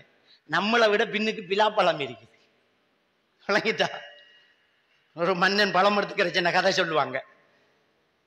நான் சாப்பிடாத புதுவிதமான பழத்தை கொண்டு வந்தா அவங்களுக்கு பரிசு 1000 பொற்காசு. ஒவ்வொருத்தரும் பழத்தை கொண்டு வந்தா, ஒருத்தன் கொய்யா பழத்தை கொண்டு வந்தா, இது நான் சாப்பிட்டுக்கிட்டான்னு வாயில ஒரு அமுக்கு. அன்னாசி பழம் கொண்டு வரவன் சிரிக்கானா, இத வாயில அமுக்கினா உண்ட நிலைமை என்னடான்னு கேட்டதுக்கு, எனக்கு இது அன்னாசி பழத்தை பத்தி பிரச்சனை இல்லை, பின்னுக்கு ஒரு ஆளை பாரு பிலாப்பழத்தோட வாரார், அவன் பிலாப்பழத்தோட வாராங்களோ, இந்த அன்னாசி பழத்தை வாயில விட்டு உதடு கிழிய போகுதுங்கிறது அவனுக்கு விளங்கவே இல்லை. இயல்பு அதுதான். நம்மோட வீட்ட மட்டும் கரண்ட் இல்லாட்டி தான் கடும் கஷ்டம். பிள்ளைகிட்ட 300 வீட்டுல கரண்ட் இருக்காண்டு பாரு, இல்ல அப்பாடா. நம்மோட வீட்ட கரண்ட் இல்லாட்டி ஒரு கள்ளன் ஒரு வீட்டுக்கு ஒழுவாட்டு கத்தியை கட்டி கலத்திடி மாலை ஏண்டிக்கான், வேற வழி இல்லை. மாலையை கொடுத்து போட்டு, சார் 300 வீட்டுக்காரிக்கிட்ட 5 பவுன் மாலை கிடக்கு. அவன் என்ன நம் அப்படி கழுத, அவள் சொல்லி தாண்டி இஞ்ச வந்த, நம்மட பிரச்சனை. நமக்கு மட்டும் பிரச்சனைண்டா தாங்க இயலாது, இன்னொரு ஆளுக்கும் சேர்ந்து பிரச்சனைண்டா தான் தாங்கலாம். சோ லைஃப்ல ஒரு பிரச்சனையை நம்ம ஏற்றுக்கொள்ளணும்டா இதை விட பெருசா நடக்கலன்னு நினைக்கும் போது தாங்கிக்கிறது லேசு. இப்ப ஒன்னும் பிரச்சனை இல்லை, நமக்கு இருக்கிற பிரச்சனையை சொல்லி அழுது மூக்குச்சீறிக்கிட்டு இருப்போம். காசாவினுடைய ஒரு வீடியோ பார்த்தா அம்புட்டுங்கானா போகும். அல்லாஹ் அக்பர், நமக்கு இப்படி ஆளும் இருக்குதே அப்படின்னு நம்புவோமா இல்லையா? அப்ப ஸ்ட்ரெஸ் மேனேஜ்மெண்ட் ஸ்கில்ஸ்ல 4வது விஷயம், நம்மளை விடவும் பாதிக்கப்பட்டாக்கள் பக்கத்துல நிறைய இருக்காங்க, அல்லது நமக்கு இதை விட பெருசா நடக்காம விட்டுச்சே அல்ஹம்துலில்லாஹ் அப்படின்னு நாம நினைக்கும் போது தாங்கிக்க முடியும். இந்த 4 ஸ்ட்ரெஸ் மேனேஜ்மெண்ட் ஸ்கில்ஸையும் நம்முடைய பிள்ளைகளுக்கு கொடுத்து பிள்ளைகளை வளர்த்தெடுத்துட்டோம்டா தயார் வாழ்க்கைக்கு தயார். இவ்வளவுதான். பொறுமையா இருக்கிறதுக்கு, பிரச்சனைகளுக்கு முகம் கொடுக்கறதுக்கு, சமாளிக்கிறதுக்கு நம்முடைய பிள்ளைகள் ரெடி. இது பெரிய ஒரு முக்கியமான ஒரு விஷயம். இதோட சேர்த்து பிள்ளைகளுக்கு எப்பவுமே மார்க்க கல்வியை அவசியமா கொடுத்துக்கிட்டே இருக்கணும். என்ன நடந்தாலும் சரி, இறையச்சத்துக்கு போறதுதான் மற்றது. இறையச்சம் பிள்ளைகள்கிட்ட கொடுத்துட்டு இருக்கணும். அந்த இறையச்சம் என்கிறது எப்படி இருக்கணும்? அக்கீதா மிக தெளிவாக இருக்கணும். அக்கீதாவை தெளிவாக கொடுக்கணும் நாம. அதான் மெயின் முக்கியமான ஒரு விஷயம். இணை வைத்தல் இல்லாத மனசாக நம்முடைய மனசு இருக்கணும். அக்கீதா சரியா இருக்கணும். அல்லாஹ்வை தொழணும். தொழுகை ரொம்ப முக்கியமானது. அவ்வளவுமா யுஸல்லல் அப்து யௌமல் கியாமா அனிஸ்ஸலா. நாளை மறுமையில் ஒரு மனுஷன் முதல் விசாரிக்கப்படுற தொழுகையை பற்றி தான். தொழுகை அது ரொம்ப பெரிய ஒரு முக்கியம். அப்ப நம்முடைய பிள்ளைகளுக்கு தொழுகையை கண்டிப்பா கொடுக்கணும். கல்யாணத்துக்கு பிறகு கணக்கு தேவையில்லை சார், இவ தொழுவுர் இல்லைன்றுதான் அவன் வாதத்துக்கு பெரிய ஒரு முற்றுப்புள்ளி வைப்பான். கணக்கு தேவையில்லை சார், இவர் 90 ஆண்டுகளுங்க என்றுதான் அவளுடைய வாதத்துக்கு அவள் முற்றுப்புள்ளி வைக்கிறாள். அதனால அந்த இடம் தோத்து போகுது. கண்டிப்பா ஒரு முஸ்லிமா பிறந்த ஒவ்வொருத்தரும் சக்கராத்துடைய நிலையில யாது மாறும் வரைக்கும் தொழுதுகிட்டு தான் இருக்கணும். அது இழுத்து கிடந்தாலும் சரி, யாது இருக்கும்போது தொழணும், படுத்துக்கிட்டு தொழணும், தயமம் செஞ்சு தொழணும், உட்கார்ந்துக்கிட்டு தொழணும், நினைவு என்பதெல்லாம் தொழணும். தொழுகை ஒரு நாளும் மறக்கக்கூடாது. தொழுகை ஒரு முக்கியமான ஒரு விஷயம். ஃபஅ்புது ரப்பக ஹத்தா யஅதியக்கல் யகீன். யகீன் வரும் வரைக்கும் நீங்க அல்லாஹ்வை தொழுங்க. யகீன் என்பது மரணம் என்று ஸல்லல்லாஹு அலைஹி வஸல்லம் அவங்க சொன்னாங்க. அல்லாஹ் குர்ஆன்ல சொல்றான், யகீன் வரும் வரைக்கும் தொழுங்க என்று. யகீன் என்பது மரணம் என்று அல்லாஹ்வின் தூதர் சொல்றாங்க. மரணம் வரைக்கும் தொழணும். தொழக்கூடியவர்களாக நம்முடைய பிள்ளைகளை வளர்க்கணும். மிஸ் ஆகவே கூடாது. தொழணும். அந்த பிள்ளைகளை எங்க போனாலும் தொழணும். பிளைட்ல என்றாலும் தொழு, சிப்பில் என்றாலும் தொழு, கடற்கரையில் என்றாலும் தொழு, ட்ரெயின்ல என்றாலும் தொழு, ஸ்கூலுக்கு வகுப்பு போ தொழு. தொழுக டைமுக்கு கிளாஸ் நடக்குது, கிளாஸுக்கு போனா தொழுக மிஸ் ஆகுது என்றால் கிளாஸை கட் பண்ணு. மார்க்கத்துக்கு போறதுதான் மத்தது, அதுக்கு மேல இடம் இல்லை. அப்படி கொடுக்கணும். என் மகன் தாடி வைக்கிறதுக்கு ஏ லெவல் படிக்க கூட தாடி வளர்ந்துட்டு பயோ படிக்க போனான். தாடியை வலிச்சுக்கிட்டு வச்சுனாங்க. அவன் ஸ்கூல்ல விட்டு வெளியில வந்து பாப்பா தாடியை வலிக்க சொல்றாங்க, எனக்கு இனி படிக்க இல்லாண்டாம். அவருக்கு சின்ன வயசுல அதுதான் சொல்லி கொடுத்தது. தாடி முக்கியம். தாடியை வலிக்க கூடாது, குறைக்க கூடாது. இது சுண்ணா, எடுக்கக்கூடாது. எத்தனை ஸ்கூல்ல ஏறி இறங்கினேன். கெக்குன்னு கொல்லைக்கு போட்டேன், கல்முனைக்கு போட்டேன், எல்லா ஸ்கூல்லையும் ஹியூமன் ரைட்ஸுக்கு போட்டேன், எம்புஷ்மெண்ட் போட்டேன், விசாரணை கமிஷன் வச்சாங்க, கூப்பிட்டு விசாரிச்சாங்க, கேஸ் போட்டு பார்த்தேன். கவர்மெண்ட் சொல்லிச்சு, உங்களுக்கு தான் முஸ்லீம் பாடசாலை தனியா தந்திக்கமே, நீங்க தாடி வைங்க, தொப்பி போடுங்க, ஜிப்பா போடுங்க, அதை நான் தந்துட்டு நிர்வாகத்துக்கிட்ட பாருன்னு கவர்மெண்ட் சொல்லுது. நிர்வாகத்துக்கிட்ட போனா இட் இஸ் நாட் டிசிப்ளின் ஆனது மௌலவி சொல்றாரு. அந்த ஸ்கூல்ல படிச்சு கொடுக்குற மௌலவி ஷாப், அது உங்களோட ஊர்ல படிச்சு வெளியான மௌலவி ஷாப் ஃபேமஸ். அவர் என்ன சொல்றாருண்டா, அது டிசிப்ளின் இல்லையா, டிசிப்ளின் இல்லை. அப்போ உங்களோட டிசிப்ளினை நீங்க வச்சுக்கோங்க. ஸ்கூல்ல விட்டு நிப்பாட்டி தனியா ஏ லெவல் எழுதி இப்ப கனடா யூனிவர்சிட்டியில அந்த தாடியோட படிச்சுக்கிட்டு இருக்காங்க. கனடா யூனிவர்சிட்டியில இந்த அவன் நான் தாடி எடுக்க மாட்டேன்னா, தாடி இருக்கும், தாடியோட படிக்கும். கனடா யூனிவர்சிட்டியில கல்யாணம் முடிச்சு பிள்ளையோட வாழ்ந்துகிட்டு இருக்கான். நான் எதுக்கு சொல்றேன்டா, பிள்ளைகளுக்கிட்ட அந்த உறுதியை கூட. அவன் உறுதியா வந்தான், இல்ல தாடி வைக்கிற, தாடியை எடுக்க மாட்டேன், தாடியை குறைக்க மாட்டேன், பாக்குறோம், படிப்பு பண்ணாமல் பயோ படிச்சவன் தேவையில்லை, தூக்கி போடு. அல்லாஹ் ஏதாவது ஒரு வழியை தருவான். அழகான வாழ்க்கை, அழகான லைஃப் வாழ்ந்துகிட்டு இருக்கான். அந்த யூத நாட்டுல அந்த யூதனை இதை எடுக்க சொல்லல, ஒன்றை இஷ்டம், ஒன்றை மார்க்கம், ஒன்றை கலாச்சாரம் போ அப்படின்ட்டான். நம்முடைய நாட்டில் இருக்கிற யூதன் தான், நம்முடைய தொப்பி போட்ட யூதனுக்கு அது பிடிக்குது இல்லை. எவ்வளவு பெரிய பிரச்சனைன்னு பார்த்தீங்களா? ஸோ இந்த மார்க்கத்தை பிள்ளைகளுக்கு ஊட்டி வளர்க்கணும். இதுதான் லைஃப், இதுதான் விஷயம். அடுத்தது, பிள்ளைகள்கிட்ட எப்பயுமே அஜ்னபி மஹரமி உறவு பேன்றதை நாம கண்டிப்பா கொடுக்கணும். அதுக்கு நாம முதல் சரியா இருக்கணும். நாம மச்சாண்ட கூட்டாளிக்கிட்டே தண்ணி ஊற்றி கொடுத்து போட்டு பொண்டாட்டி சோமாரிக்கா வந்து காய்ச்சிட்டு இருந்தா பிள்ளைக்கும் அது ஒரு சர்வ சாதாரணமான விஷயமா போய்த்திரும். வீட்டுக்கு வர வேற ஆம்பளை, மாப்பிள்ளைக்கு தான் கூட்டாளி, நமக்கு கூட்டாளி இல்லையே. அவரை பொண்டாட்டியை விசாரிக்கிறதுக்கு அவரை பொண்டாட்டியை சந்திச்சா கேட்போம். இப்ப இவர்கிட்ட கேட்டு என்னத்தை கண்டீங்க நீங்க, எதுக்கு? அது தேவையில்லை. ஹலோ, யாரு நீங்க, எதுக்கு உனக்கு? ஹலோ வெயிடா போன ஏன்டா ஹோனர்த்து என்னத்துக்கு அவன் வைக்க நீ வைக்கலாமே. விளங்கிட்டா? அப்ப இது முக்கியமான ஒரு விஷயம். அஜ்னபி மஹரமி உறவு பேணப்படும். நம்முடைய பிள்ளைகளுக்கு அதை கண்டிப்பா கற்றுக் கொடுக்கணும். அஜ்னபி மஹரமி உறவு பேண இதை கற்றுக் கொடுத்த காதல் மலராது. காதல்ங்கிறத ஒரு புனிதமாத்தான் திரைப்படங்களும் நாடகங்களும் காட்டிக்கிட்டு இருக்கு. அந்த புனிதத்தை நாம வீட்டுல வச்சு பார்த்துக்கிட்டு இருக்கோம். அப்ப பிள்ளை எதிர்த்து இயலாது. விளங்கிட்டா? இது ஒரு கலிசர வேலைங்கிறத கட்டாயம் சொல்லி பார்க்கணும்.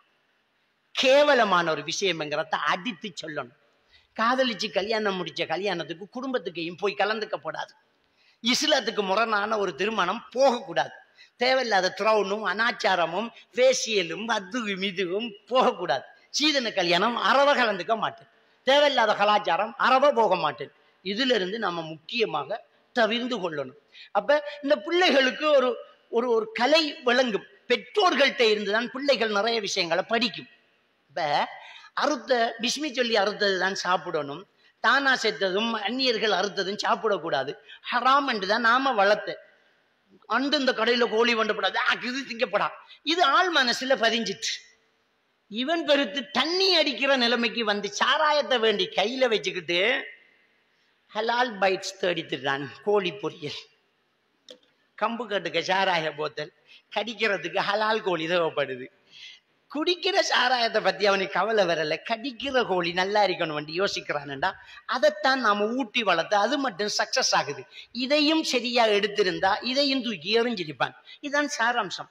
பிள்ளைகளுக்கு இது தப்பு தப்பு தப்பு பிள்ளை பிள்ளை பிள்ளைங்கிறத வளர்த்து கொடுக்கணும். அந்நிய ஆண்களோட போறது மேலாது.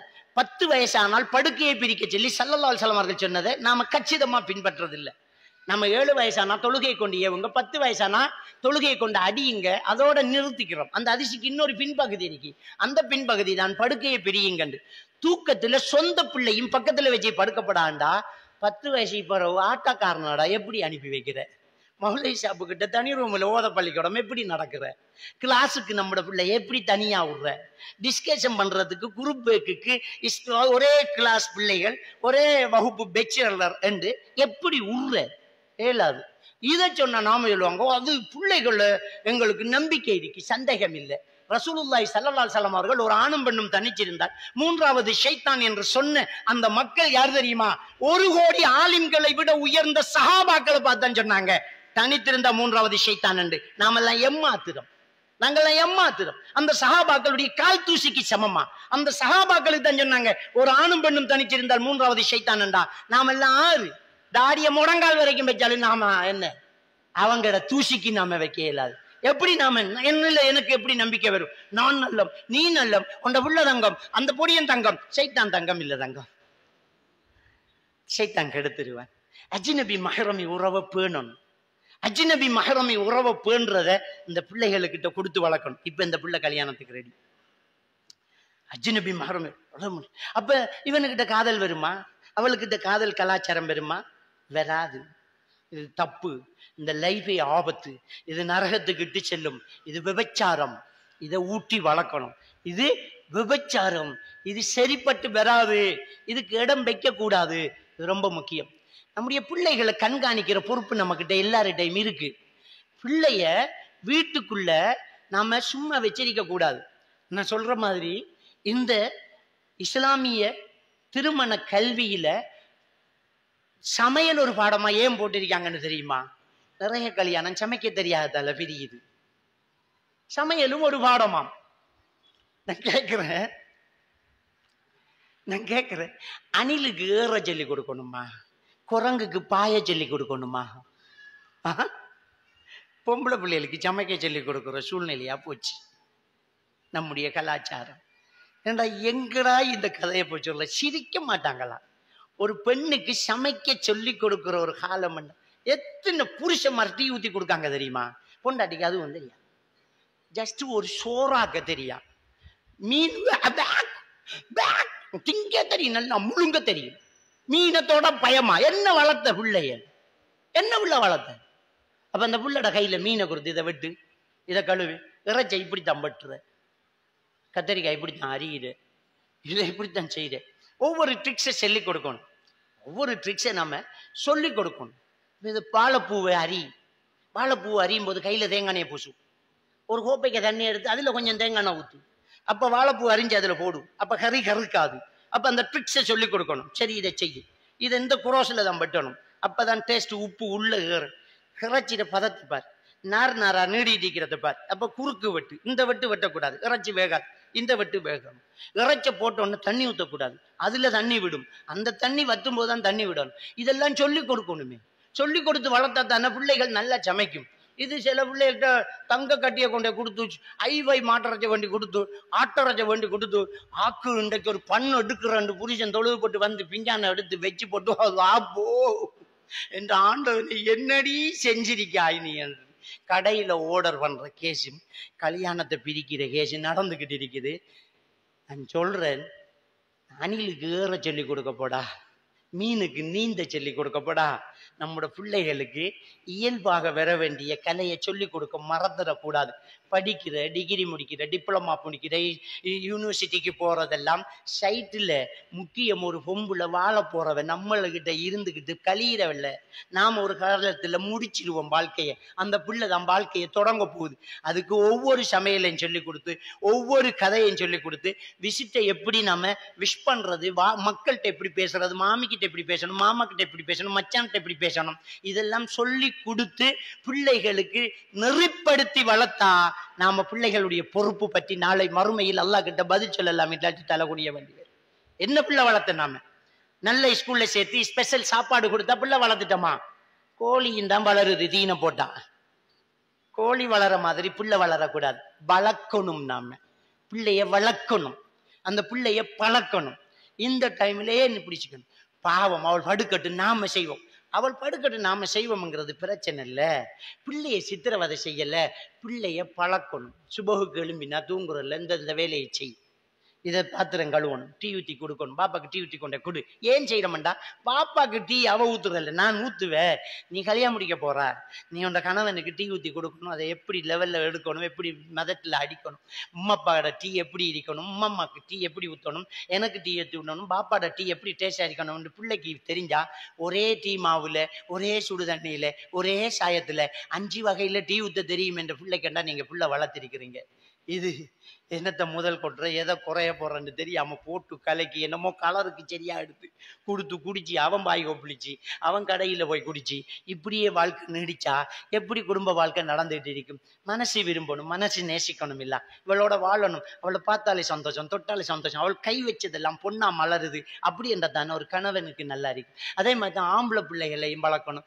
எப்படி ஒரு பிரச்சனைக்கு ஃபேஸ் பண்ற, அதுக்கு உம்மாவும் பாப்பாவும் வீட்டு இருந்து வாழ்ந்து காட்டணும். பாப்பா எப்படி உம்மாவை ஹேண்டில் பண்ற, உம்மா கிட்ட பாப்பா எப்படி நடந்துக்கிறாங்கிறத பொடியும் பார்த்துக்கிட்டு இருக்க போறான். எப்படி பேசணும், பேச்சு எப்படி தொடங்கணும், எப்படி இருக்கணும், எப்படி கதைக்கணும், எப்படி நடக்கணும் அப்படிங்கிறத நம்ம பார்க்கணும். இன்னைக்கு 10 வயசானா படுக்கையை பிரிக்கணும் என்று சொன்ன மார்க்கத்துல ஒரே ஒரு விஷயத்தை பிரிச்சுக்கிட்டு இருக்கோம். பிள்ளைகள் தலைப்பட்டா புருஷனை மட்டும் பிரிச்சு போட்டு இருக்கோம். அந்த ரூமுக்கு போய் படுங்க, வெக்கம் இல்லையா போவாங்கல. இப்ப அவன் என்ன செய்வான்? போன் இல்லை, அந்த வாழ்க்கையை கழிச்சுக்கிட்டு இருப்பான். அடிக்கடி சைனாக்கு போயிட்டு வருவார். நான் அமெரிக்கான் பிள்ளைய வச்சுக்கிட்டு ரூமுக்கு. தயவு செஞ்சு பிள்ளைய தான் பிரிச்சு 10 வயசான அடுத்த ரூம்ல போற கணவன் மனைவி ஒண்டாத்தான் இருக்கிறேன். ஏனண்டா ரசூல்லா சண்டை வந்தா, கணவன் மனைவிக்கு இடையில பிரச்சனை வந்தா சமாதானப்படுத்துறதுக்கு சொன்ன யுக்தி படுக்கையை பிரிச்சு போடுங்கன்று. அப்பதான் அவளுக்கு மனசு வலிக்கும். ஐயோ இன்னைக்கு அந்த ரூம்ல போய் படுத்துட்டாரேன்னு. நம்முடைய ஆக்களுக்கு இதை சொன்னா அதுல என்ன இருக்கு? எப்பயும் அப்படித்தானே அவன் என்ன அதுல என்ன அப்ப வேலையாகாது. அப்ப தயவு செஞ்சு அந்த விஷயத்துல நம்ம ரொம்ப கவனமாக இருக்கணும். பிள்ளைகளை அஜ்னபி மஹரமி உறவு பேணணும், அதுக்கு தனியா இருக்க பழக்கணும், பிரச்சனைகளுக்கு சமாளிக்கிறதுக்கு அதுக்கு சொல்லி கொடுக்கணும். இப்ப லைஃபுக்குள்ள நாங்க வருவோம். அந்த லைஃபுக்குள்ள வந்து கணவன் மனைவிக்கு இடையில வார பிரச்சனைகளை சமாளிக்கிறது. இப்ப வாழ்ந்துட்டோம், ஏதோ நடந்துகிட்டு இருக்குது. இப்ப பிரச்சனைகளை நம்ம சமாளிக்கிறது. முதல் விஷயம் கெட்டு போறது இந்த வாயால தான். ஒரு ஒரு ஒரு இந்த வேலை செய்யற மந்திர வேலை செஞ்சுக்கிட்டு தாயத்து கட்டுற ஒரு சாமி கிட்ட, நம்மட சாமி கிட்ட போய் ஒரு வருஷம் நானா இந்த புருஷனை வசியம் பண்ணி கட்டணும். எங்களுக்குள்ள ஒரே சண்டையா கிடக்கு. என்ன செய்ய? நல்ல ஆத்துல உருண்டு வந்த வெள்ளை கல்லு கொண்டு வாமா ஓதித்தாரன்னு நைவம் தேடி பிடிச்சு கொண்டு வந்த. அதை வச்சு ஓதி ஊதி எல்லாம் செஞ்சு அதுல சம்சம் தண்ணியில போட்டு ஊற வச்சு ஒரு டப்பாவில் போட்டு இதை ஒவ்வொரு நாளும் இந்த சம்சம் தண்ணிக்குள்ள போட்டு வெய். ஒரு நாளைக்கு 7 தடவை சூரத்துல் பக்கராவுல 3 வசனத்தையும் சூரத்துல் ஃபாத்தியாவையும் ஓதி ஊதி போட்டு அப்படியே மூடி வை. மாப்பிள்ள வாராராமண்டா அந்த கல்லை தூக்கி வாயில வச்சுக்கிட்டு கம்மன் ருசி மவனே நீ உண்ட காலடியில கிடப்பாருன்னு சொன்னா சக்சஸ். சண்டை பிரச்சனை எல்லாம் முடிஞ்சு போச்சு. இவ அசரத்துக்கு இன்னொரு 50,000 கொண்டாது சார், பிரச்சனை முடிஞ்சு மாஷால்லானா. அப்போ உண்ட வாய் தான் பிரச்சனை. நீ வாயை பொத்திக்கு இருந்திருந்தா பிரச்சனை முடிஞ்சிருக்கு. பிரச்சனை எந்த வாய் தான். என்னத்தை கதைக்கம், என்னறம் கதைக்கம், எப்படி கதைக்கம்ங்கிறது தான் பிரச்சனை. முதல்ல நமக்கு சில விஷயங்கள் அது எனக்கு முடியாது என்று நாம வாழ்க்கையை முடிக்க பார்க்கிறோம். அது அப்படி அவர் சொல்றதை எல்லாம் கேட்குறது. அவர் ரெண்டும் கட்ட நேரத்தில் அதை செய்ய சொல்வார், இதை செய்ய சொல்வார். அவரை உமாவை பார்க்க சொல்றதும் அவரை தங்கச்சை பார்க்க சொல்றதும் அவர் என்ன எல்லாம் சொல்றாரு. நான் எம்பட்டை செய்கிறேன் என்ற பிள்ளைகளை தூங்க வச்சு நான் தயாராகிட்டு போகலாம். அவர் 1008 கதை கதைக்கார். இதை எப்படி சமாளிக்கிறேன்? ஜவா முதல்ல எனக்கு முடியாதுங்கிறத விடு. ஏன் இயலாது? ஏன் முடியாதுன்னு நினைக்கிறேன்? உனக்கு முடியும். புலியையும் சிங்கத்தையும் பழக்கி சர்க்கசி காட்டுறாள் இல்லவா, புருஷனை பழக்கொண்டாதா உனக்கு? கதைக்கிறதுக்குள்ள இருக்கு. கமெண்ட் பண்ணாத, சஜஷன் கொடு. எந்த ஒரு விஷயத்தையும் ஒரு ஆளை சம்மதிக்க வைக்கிற மாதிரி கண்டிப்பா செய்யலாம், அழகா பேசலாம். நீ ஏலா முடியும் அவரை அப்படி இல்லை, அவர் அப்படி தனி இருப்பார். நீ இப்போ ஒன்றை மாத்திக்கோ. அவர்கிட்ட ரிப்ளை பண்றதுல கொஞ்சம் வித்தியாசத்தை எடு. அந்த கதவை பூட்டுங்கிறத விட அந்த கதவை பூட்டலாமா என்று சொல்லிப்பார், அதை பூட்டுவார் அவர். புருஷனை கொலிச்சு வேலை செய்விக்கலாம். அந்த கதவை பூட்டுங்க, இந்த வீட்டுல நான் புருஷனா நீ புருஷனான்னு கேட்பான். தங்கம், அந்த தங்கம் பெறணும் அவடத்தை. அந்த கதவு பூட்டலாமா, இல்லாட்டி நான் விரட்டா? இல்ல இல்ல நீடி நான் பூட்டுறேன்னுருவான். அந்த எளிமையா சிம்பிள் ஆக்கி அதை கொடுக்கறது, சின்னதாக்கி கொடுக்கறது, லேசா அப்படியே போகலாம் அப்படின்னு. எங்களோட உமா கிட்ட நீ என்ன அப்படி கதைக்கணும், அம்மாவை பார்க்க போகலையா, நீ அம்மா கிட்ட போன் எடுக்கலையா? கட்டாயம் உங்களோட அம்மாண்டா என்ன எங்க அம்மாண்டா என்ன கட்டாயம் பேசணும். நான் இப்ப பேசுறேன், அம்மா கிட்ட கட்டாயம் பேசணும். போனை எடுத்து அம்மா கிட்ட கட்டாயம். நேரம் 10 மணி, தூங்குவாங்க, டெப்லெட்டும் போடுறாவே இல்லவா, காலையில பேசுவோமே. ஓ காலையில பேசு, ரைட், காலையில் அம்மா கிட்ட கட்டாயம் பேசும். அம்மா இல்லவா, அவருக்கு மேல ரசிக்க தொடங்கணும் உம்மாவை. பெருநாள் வருது, உங்களோட உம்மாக்கு புடவை எடுத்து கொடுத்தீங்களான்னு கேட்கணும். உங்களோட உம்மாக்கு புடவை எடுத்து கொடுப்போம் வாங்க. உங்க வாப்பாக்கு நல்ல ஷர்ட் எடுத்து கொடுக்கணும். மற்ற ஆம்பளை பிள்ளைகளை விட நீங்க கொடுக்கறது தான் அவருக்கு பிடிக்கணும். அவர் மகிழ்ச்சி அடையணும். வாங்க உங்களோட வாப்பாக்கு கொடுக்கணும், உம்மாவை பார்க்கணும், தங்கச்ச பார்க்கணும் வந்து நீ பாஞ்சிக்கு நின்றேன்டா என்ற தங்க கட்டிய நானே நீ விட மாட்டேன்னு முடிவெடுத்துருவான். என்ற குடும்பத்தை தஞ்ச குடும்பமா தாங்குறாளே, அவர் விறக்குள்ள உங்கும்மாக்கும் ஒரு புடவை இடம்பார். அப்பதான் நம்மட பருப்பு வேகும். விளங்கிட்டா? ஒருத்தி சொன்னாலாம், வாங்க உங்களோட அம்மாக்கு புடவை எடுப்போம். பா இந்த பொண்டாட்டிக்கு இப்ப எங்கும்மா ஞாபகம் வந்தன்னு கூட்டிக்கு போனா கடையில போட் போட்டிக்காம 20,000 ரூபாய்க்கு உடுப்படுத்தா ஒரு ஒயில் சாரி ஃப்ரீ என்று.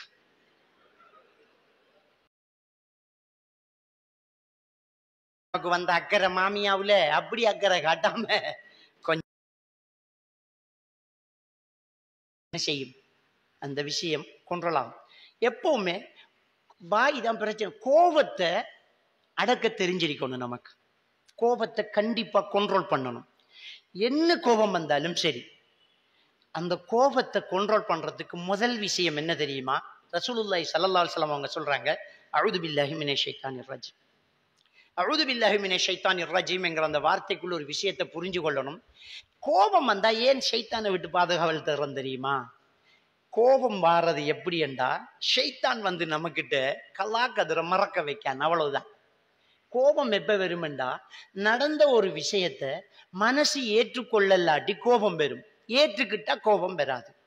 நம்முட வாகனத்தை இன்னொருத்தன் வந்து உரைச்சிட்டு போனா இறங்கி அவன் சைக்கிள் கீயை பறிச்சு பாரு பைத்தியாரம் போல அதான் லைசன்ஸ் தான்.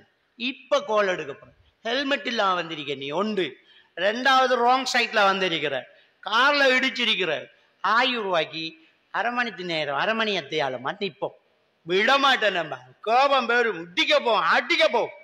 நாமளே கார் எடுத்து வெட்டக்கொள்ள நம்முட பை மிஸ்டேக்கால ஹெட்லைட்டே உடஞ்சி தூளான்னா இறங்கிட்டு வந்து கட்டி பார்த்து சரி ஏத்துக்கிட்டுது மனசு.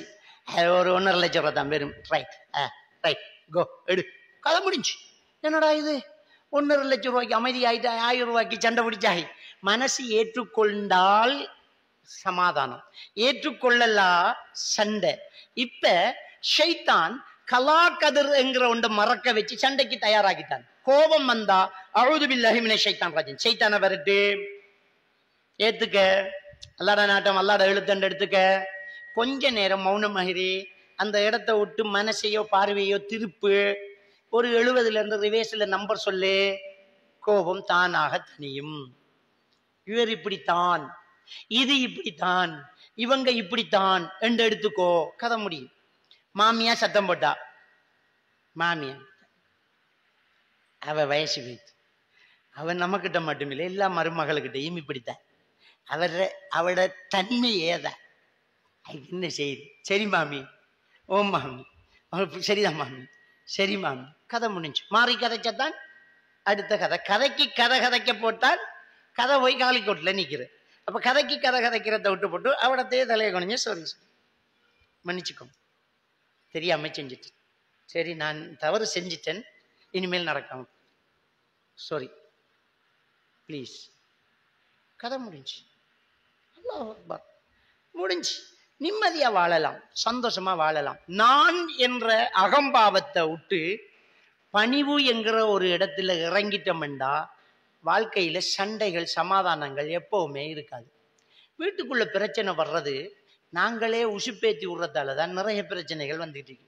1008 பிரச்சனையோட வீட்டை வந்து சேருவான் புருஷன், அப்படியே பதவி அடிச்சு தூக்கி பேக்க எறிவான், செருப்பை உதறி போட்டு அப்படி உட்காருவான். என்ன எப்படி அண்டு போய் கேட்கிறான், அவன் காசு தரல 3 மாசமா ஏமாற்றான். ஆம்பளையா நீங்க, நான் என்ன அறுப்பன் என்று சொல்லுவீன். மர ஜெயிலுக்கு சோறு கட்டிக்கு போக வேண்டி வெறும். அப்படி இல்லை, வார வேற கூழ் இருங்க, தண்ணிய குடிங்க. அவன் அப்படி செஞ்சுட்டான், அவன் அப்படித்தான் செய்தான், விடுங்களே. சுனாமியில போனண்டு நினைங்கல, நம்மட கையால் எவ்வளவு லொஸ்டாக இல்லையா. விட்டு வேலையை பாருங்க. நாம நீங்க தைரியமா இருங்க, நீங்க நல்லா இருங்க, எங்களுக்கு நீங்க முக்கியம். விட்டு வேலையை பாருங்க, அதை பார்ப்போம், அதை கொஞ்சம் யோசிப்போம். தண்ணியை குடிங்க, அதான் பார்க்கலாம், அதை பேசுற மாதிரி பேசுவோம். நீங்க கூலா, உங்களுக்கு நாங்க இருக்கோம், ஒன்னும் யோசிக்காதீங்க. அப்படி என்றோன்னா அப்படியே கூலாகுவான். அதான் அல்லாஹ் தஆலா திருக்குர்ஆன்ல சொல்றானே, ஒரு கணவன் மனைவி என்கிற அந்த சோடியை ஏன் படைச்சிருக்கிறோம் தெரியுமா? லிதஸ்குனு இலைஹா, அந்த சோடி கிட்ட போய் நீங்க அமைதி நிம்மதி அடைகிறதுக்காக. ஆண் பெண்ணுக்கிட்டேயோ பெண் ஆணுக்கிட்டேயோ போய் நிம்மதி அடையணும், அதுக்குத்தான் உங்களை நாங்க ஆண் பெண்ணுங்கிற சோடியா படைச்சிருக்கிறோம். அப்படி அப்ப ஒருத்திக்கு ஒருத்தன், மனைவிக்கு கணவன், கணவனுக்கு மனைவி ஆறுதல் சொல்லி அமைதிப்படுத்தணும். ஒன்று சூடானா இன்னொன்று தண்ணி ஆகணும், ஒன்று நெருப்பானா ஒன்று கூழாகணும். உனக்கு தாண்டினா உழைக்கிறது எதுக்கு, நமக்காகத்தான், விடு. அப்படி எங்கணும். இது ரொம்ப பெரிய ஒரு முக்கியமான ஒரு விஷயம். அப்ப குடும்ப வாழ்க்கை அப்படியே போறதா இருந்தா அது ரொம்ப பெரிய ஒரு முக்கியமான ஒரு விஷயம். இன்னொரு முக்கியமான ஒரு விஷயம் என்னென்றால், என்ன சொன்னாங்க, காலியார் மிர்சுகாஜி பேசும்போது சொன்னாங்க, என்ன சில முஸ்லீம் டாக்டர்கள் அப்படியே சரிஞ்சிட்டு போறாங்களே. ஏன்டா சில பெண்களுக்கிட்ட நெருங்கினா, நம்மட பழக்கம் என்னண்டா, ஊட்ட இருக்கிற உடுப்போட திடீரென்று ஹாஸ்பிட்டலுக்கு போனோம்டா அபாயம் எடுத்து போட்டுட்டு கிளம்ப பண்ணிதான், உள்ளுக்கு வேறு வேணாத்தம் லீட்சி வாசம் உள்ளால வெறும். ஏன்டா அப்பா நான் அரிஞ்சி குமிச்சி வெதிப்பி போட்டு வந்து.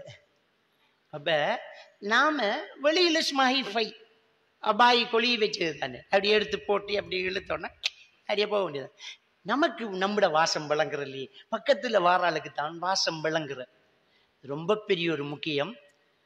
நல்லா உடுக்கணும், பெரிய லெவல்ல அபாயம் எடுக்கணும், 30,000 ரூபாய்க்கு 40,000 ரூபாய்க்கு அபாயம் எடுக்கணும். நஞ்ச லெவலில் நீங்க 750 ரூபாய்க்கு எடுத்தாலும் 500 ரூபாய்க்கு எடுத்தாலும் அதை அழகா மணக்க போடுங்க, சுத்தமா போடுங்க. ஆண்களும் தான், பெண்கள் மட்டும்தான் இல்லை, ஆம்பளைகளும் தான். இது கொஞ்சம் பேர் பொம்பளையில நல்லா உடுக்கணும், அசிங்கம் எடுக்கப்படாது, தலையை சிக்க எடுக்கிறதில்ல, ஒழுங்கு அது செய்யல, அப்படி வர இப்படி வரன்னு கொஞ்சம் பேர் குற்றச்சாட்டு. ஆம்பளைலண்டாப்புல என்னையா தொப்பையத்துக்கு வெளியில ஓட்டு வெறும் சாரனை உடுத்துக்கிட்டு ரோட்டில் நின்று பல்லு தூட்டினா பாம்பு கடிச்சவனுக்கு நுர கக்கிற மாதிரி அது கக்கிட்டு இருந்தா என்ன நினைப்பு வரும்? சிந்திச்சு பாருங்க. பொண்டாட்டிக்கும் உன்னை கண்ட ஆசை வரணுமே. கொஞ்சம் நல்லா உடை, சும்மா அழகா மணக்க உடை. 2 நாளா போட்ட பெண்ணியன் கம்பு கட்டுக்க மஞ்சள் அடிச்சு தும்பு கட்டு வெந்துருக்கி அப்படியே போய் இருந்தா எப்படி நம்ம வாழணும்? அவள் கிட்ட வார இல்லையா? இவர் சிகரெட் அடிச்சு அந்த நாத்தத்தோட போனா அவள் பிறந்து படுப்பாள். இவள் புருஷனை கண்டா பிறன்ற ஒரு ஆள், இவளுக்கு எங்கேயோ தொடர் விரிக்கண்டு நாம சந்தேகிக்கோ. முதல் நாம கொஞ்சம் ட்ரெஸ் பண்ணி நல்லா குளோனை அடிச்சுக்கிட்டு போனா அவளுக்கு ஒரு இடத்தையும் தொடர்பு இல்லை. இஞ்சான் தொடர்பு இடையில கொஞ்சம் தொடர்பு அருந்திருக்கின்றது விளங்கும். தயவு செஞ்சு ஆண்களும் நல்லா உடுக்கணும். வீட்டிலேயே சும்மா வெறுமையிலோட இருக்கப்படா ஒரு டிஷர்ட்டை சும்மா அழகா ஸ்டைலா போட, சும்மா அழகா போட்டுக்கிட்டு போங்களோ, ஒரு பொட்டம் ஒன்றை போடுங்களேன், சும்மா நல்லா இருங்க. அதே மாதிரி தான் பெண்களும், நீங்களும் கொஞ்சம் நல்ல மாப்பிள்ளை ஊட்ட இருக்கக்கூடாதான் நல்லா உடுப்பாங்க சஹாபி பெண்கள். அப்ப உள்ள சஹாபாக்கள் எல்லாம் வெளியூர் பயணம் பண்ணா ஊட்ட ஒழுங்கா உடுத்துக்க மாட்டாங்க. அப்ப அவங்க வெளியூர்ல போய் ஊருக்கு வந்தா நேரம் வீட்டை வந்து இறங்க மாட்டாங்க. அப்ப போன் இல்லையே, வார நின்னா பேர்வெல்ல டவுனுக்குள்ளால வார நின்று செல்றதுக்கு போன் இல்லையே. அவங்க என்ன செய்வாங்கன்னா அந்த ஊருக்குள்ள வீட்டுக்கு பக்கத்துல இருக்கிற பள்ளிக்கு தம்பிடுவாங்க. பள்ளிக்குள்ள வந்து பக்கத்து வீட்டு பிள்ளைய கூப்பிடுவாங்க, தம்பி ஓடியா வீட்டை சொல்லு, நானா வந்துட்டாராமன்னு சொல்லி அனுப்புவாங்க சஹாபாக்கள். அவங்க ஓடி போய் சொல்லுவாங்க அவர் வந்துட்டார் பள்ளியிலண்டு. ஏன் அதை சொல்றேன் அவருக்கு விளங்கும். அவன் என்ன செய்வா, டக்குன்னு வாஷ் பண்ணி உடுப்பை மாத்தி பல்லு துட்டி மனம் அடிச்சு தன்னை ஒரு அழகான பக்கமாக பார்த்து வச்சுக்கிட்டு இருப்பாங்க. உங்களை எல்லாருக்குமே நல்லா தெரியும். உம்மு தல்ஹா ரலியல்லாஹு தான் அபூ தல்ஹா வரும்போது என்ன செஞ்சாங்க, மௌத்தான பிள்ளைய கூட மூடி வச்சு போட்டு தன்னை அலங்கரிச்சுக்கிட்டு இருந்தாங்க. அதை ரசூலுல்லாஹ் புகழ்ந்து பாராட்டினார். அப்ப எப்பவுமே கணவனிடத்தில் ஒரு நல்ல பக்கத்தை காட்டணும். இப்ப எல்லாம் பள்ளிக்கு வந்து தூது அனுப்ப தேவையில்லை, போன்லயே இன்னொரு 2 ஹவர்ல இன்ஷா அல்லாஹ் வீட்டு என்று சொன்ன அர்த்தம் பழங்கணும். அந்த அர்த்தம் பழங்க வர வேண்டியத கொண்டு ஓட்டு நிப்பா ஒரு கோலம் வந்தவனுக்கு சரி வாரம் போயிட்டு அங்கால வைத்துருவாங்க கிரவுண்டுக்குள்ள போன் எடுத்துக்கிட்டு. தயவு செஞ்சு நாம தான் நம்மட மாப்பிள்ளைய நம்மட கொன்றோல வச்சிருக்கணும். இதுக்கு பழையாக்கள் சொல்லக்கூடிய ஒரு வாசகம் என்னன்னா தலைவானை மந்திரம். இதுக்கு என்ன பேரு? தலையானை மந்திரம் என்று சொல்ற. இதைத்தான் புரிஞ்சுக்கிட்டவங்க புரிஞ்சுக்கோங்க. அந்த தலைவனை மந்திரம் சரியா இருக்கணும். கொடுக்க வேண்டியதை கொடுத்து தான் எடுக்க வேண்டியதை எடுக்கிறது. தயவு செஞ்சு அப்படி இருக்கணும். நம்முடைய ஒரு நல்ல பக்கத்தை, நம்முடைய அரவணைப்பை, நம்முடைய பணிவு, நம்முடைய கனிவு, நம்முடைய வார்த்தைகள், நம்முடைய அந்த ஆக்டிவிட்டிஸ், நம்முடைய நடவடிக்கைகள், அவருக்கு என்ன பிடிக்கும் என்ன பிடிக்காதுங்கிறத பார்த்து நடக்கிறத வச்சுட்டு அவர் வீட்டில் லேட் ஆகுவார். இல்லாட்டி அவள் படுக்கட்டும் போறேன் 12 மணி ஆனா அவுட்ட போவோம் இப்ப போனா பிரச்சனை ரோட்டில் நிற்க. அப்ப தயவு செஞ்சு வீட்டுல சாப்பாடு நல்லாட்டி கடையில சாப்பிடுவானுங்கிறத புரிஞ்சுக்கோங்க. அதே மாதிரி தான் ஆண்களும் என்ன செய்யுங்கன்னா வீட்டுல கொஞ்சம் டைமை கொடுக்க பாருங்க.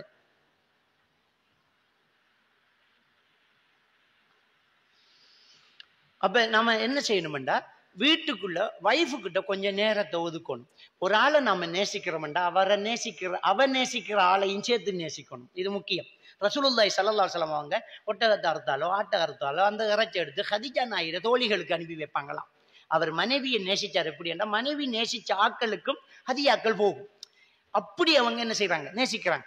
மனைவியை நேசிச்சால் மனைவி நேசிக்கிற ஆளை நேசிச்சால் மனைவியை நேசம் ஸ்ட்ராங். கணவனை நேசிச்சால் கணவன் நேசிக்கிறாக்கள் இருக்குது. இப்போ அதான் மனைவி என்றா பாப்பா உமாவோட எப்போ உமாவே அவன் எப்படி மோசமான ஆளா இருந்தாலும் சிலருக்கு மாமனார கண்ணுல காட்டணும் அமெரிக்கும் என்னென்றாலும் அவளுக்கு வாப்பாவே. அப்ப அவளுக்கு முன்னால வாப்பாவை திட்டலாமா? திட்டலாம்.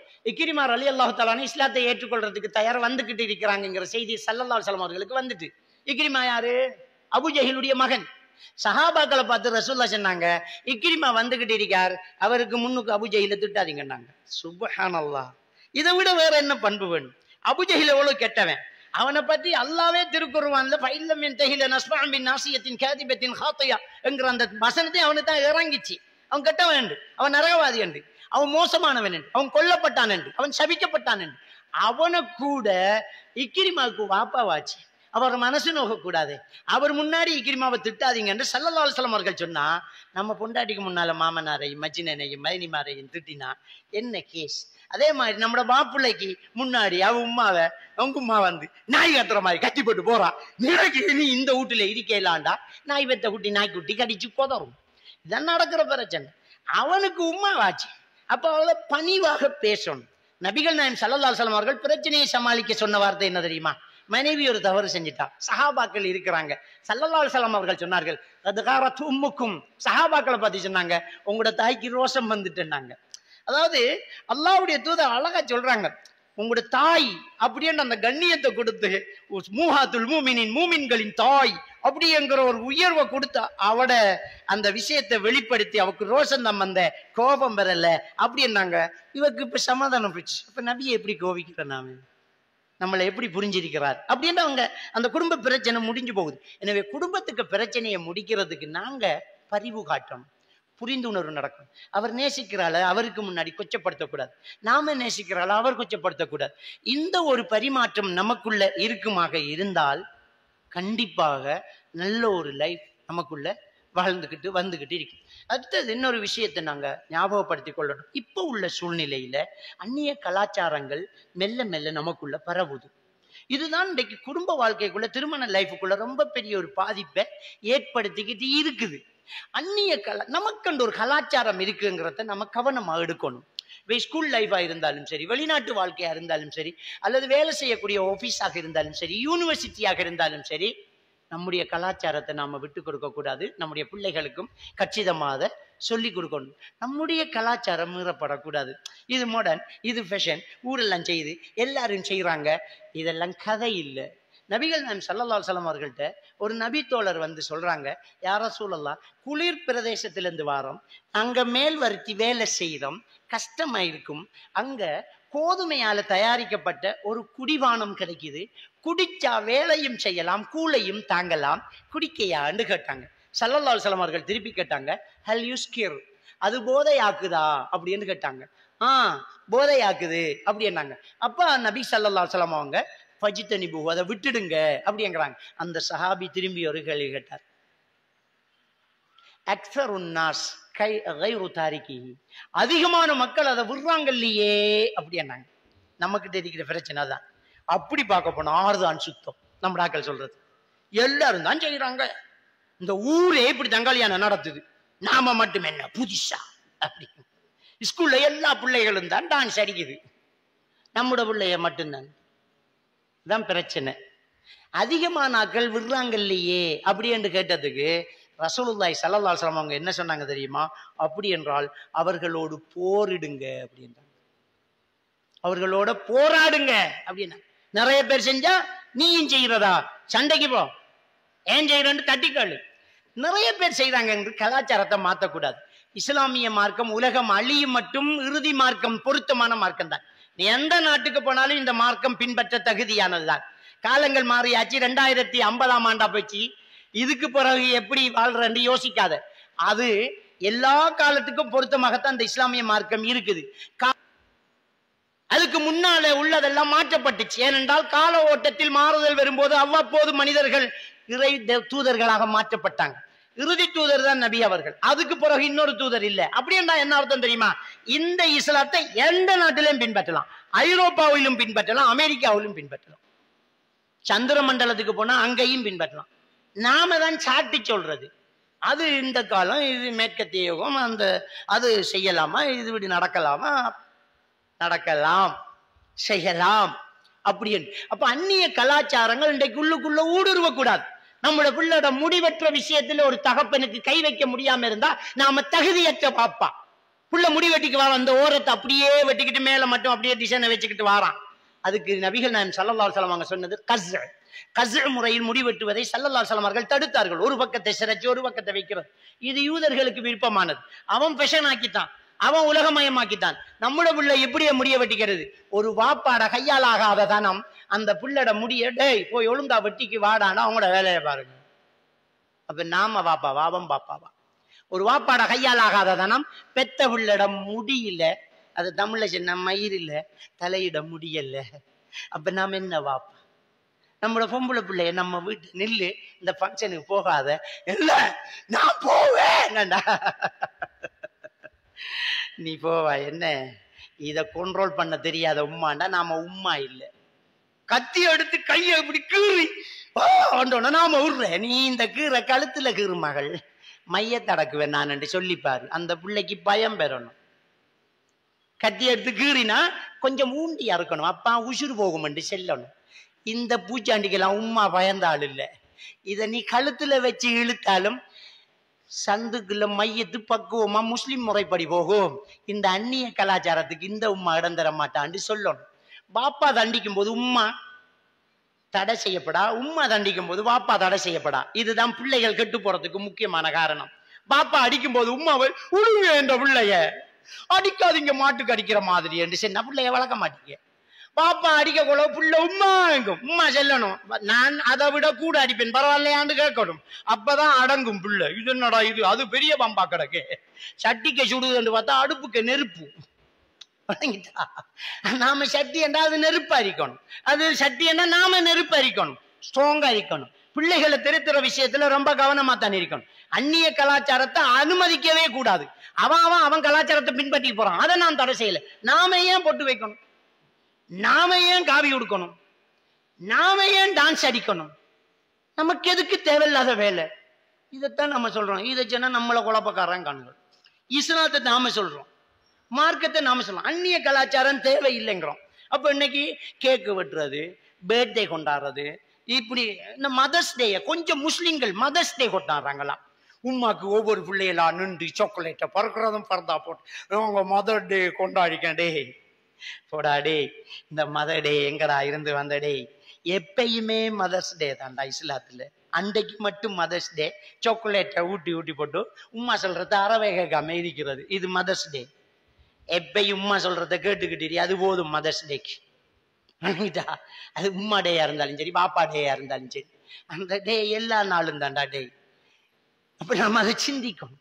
இன்றைக்கு தேவையில்லாத அந்த டே இந்த டே, அந்த கலாச்சாரம் இந்த கலாச்சாரம், அதுக்கு பலூன் கட்டுறதுக்கு கேக்கு வெட்டு. ஆறு கொண்டாந்து அந்த கேக்கு வெட்டுறது, இந்த பர்த்டே கொண்டாது ஆறு கொண்டு ஆற கலாச்சாரம்? இந்த பர்த்டே முஸ்லிம்களுடைய கலாச்சாரமா?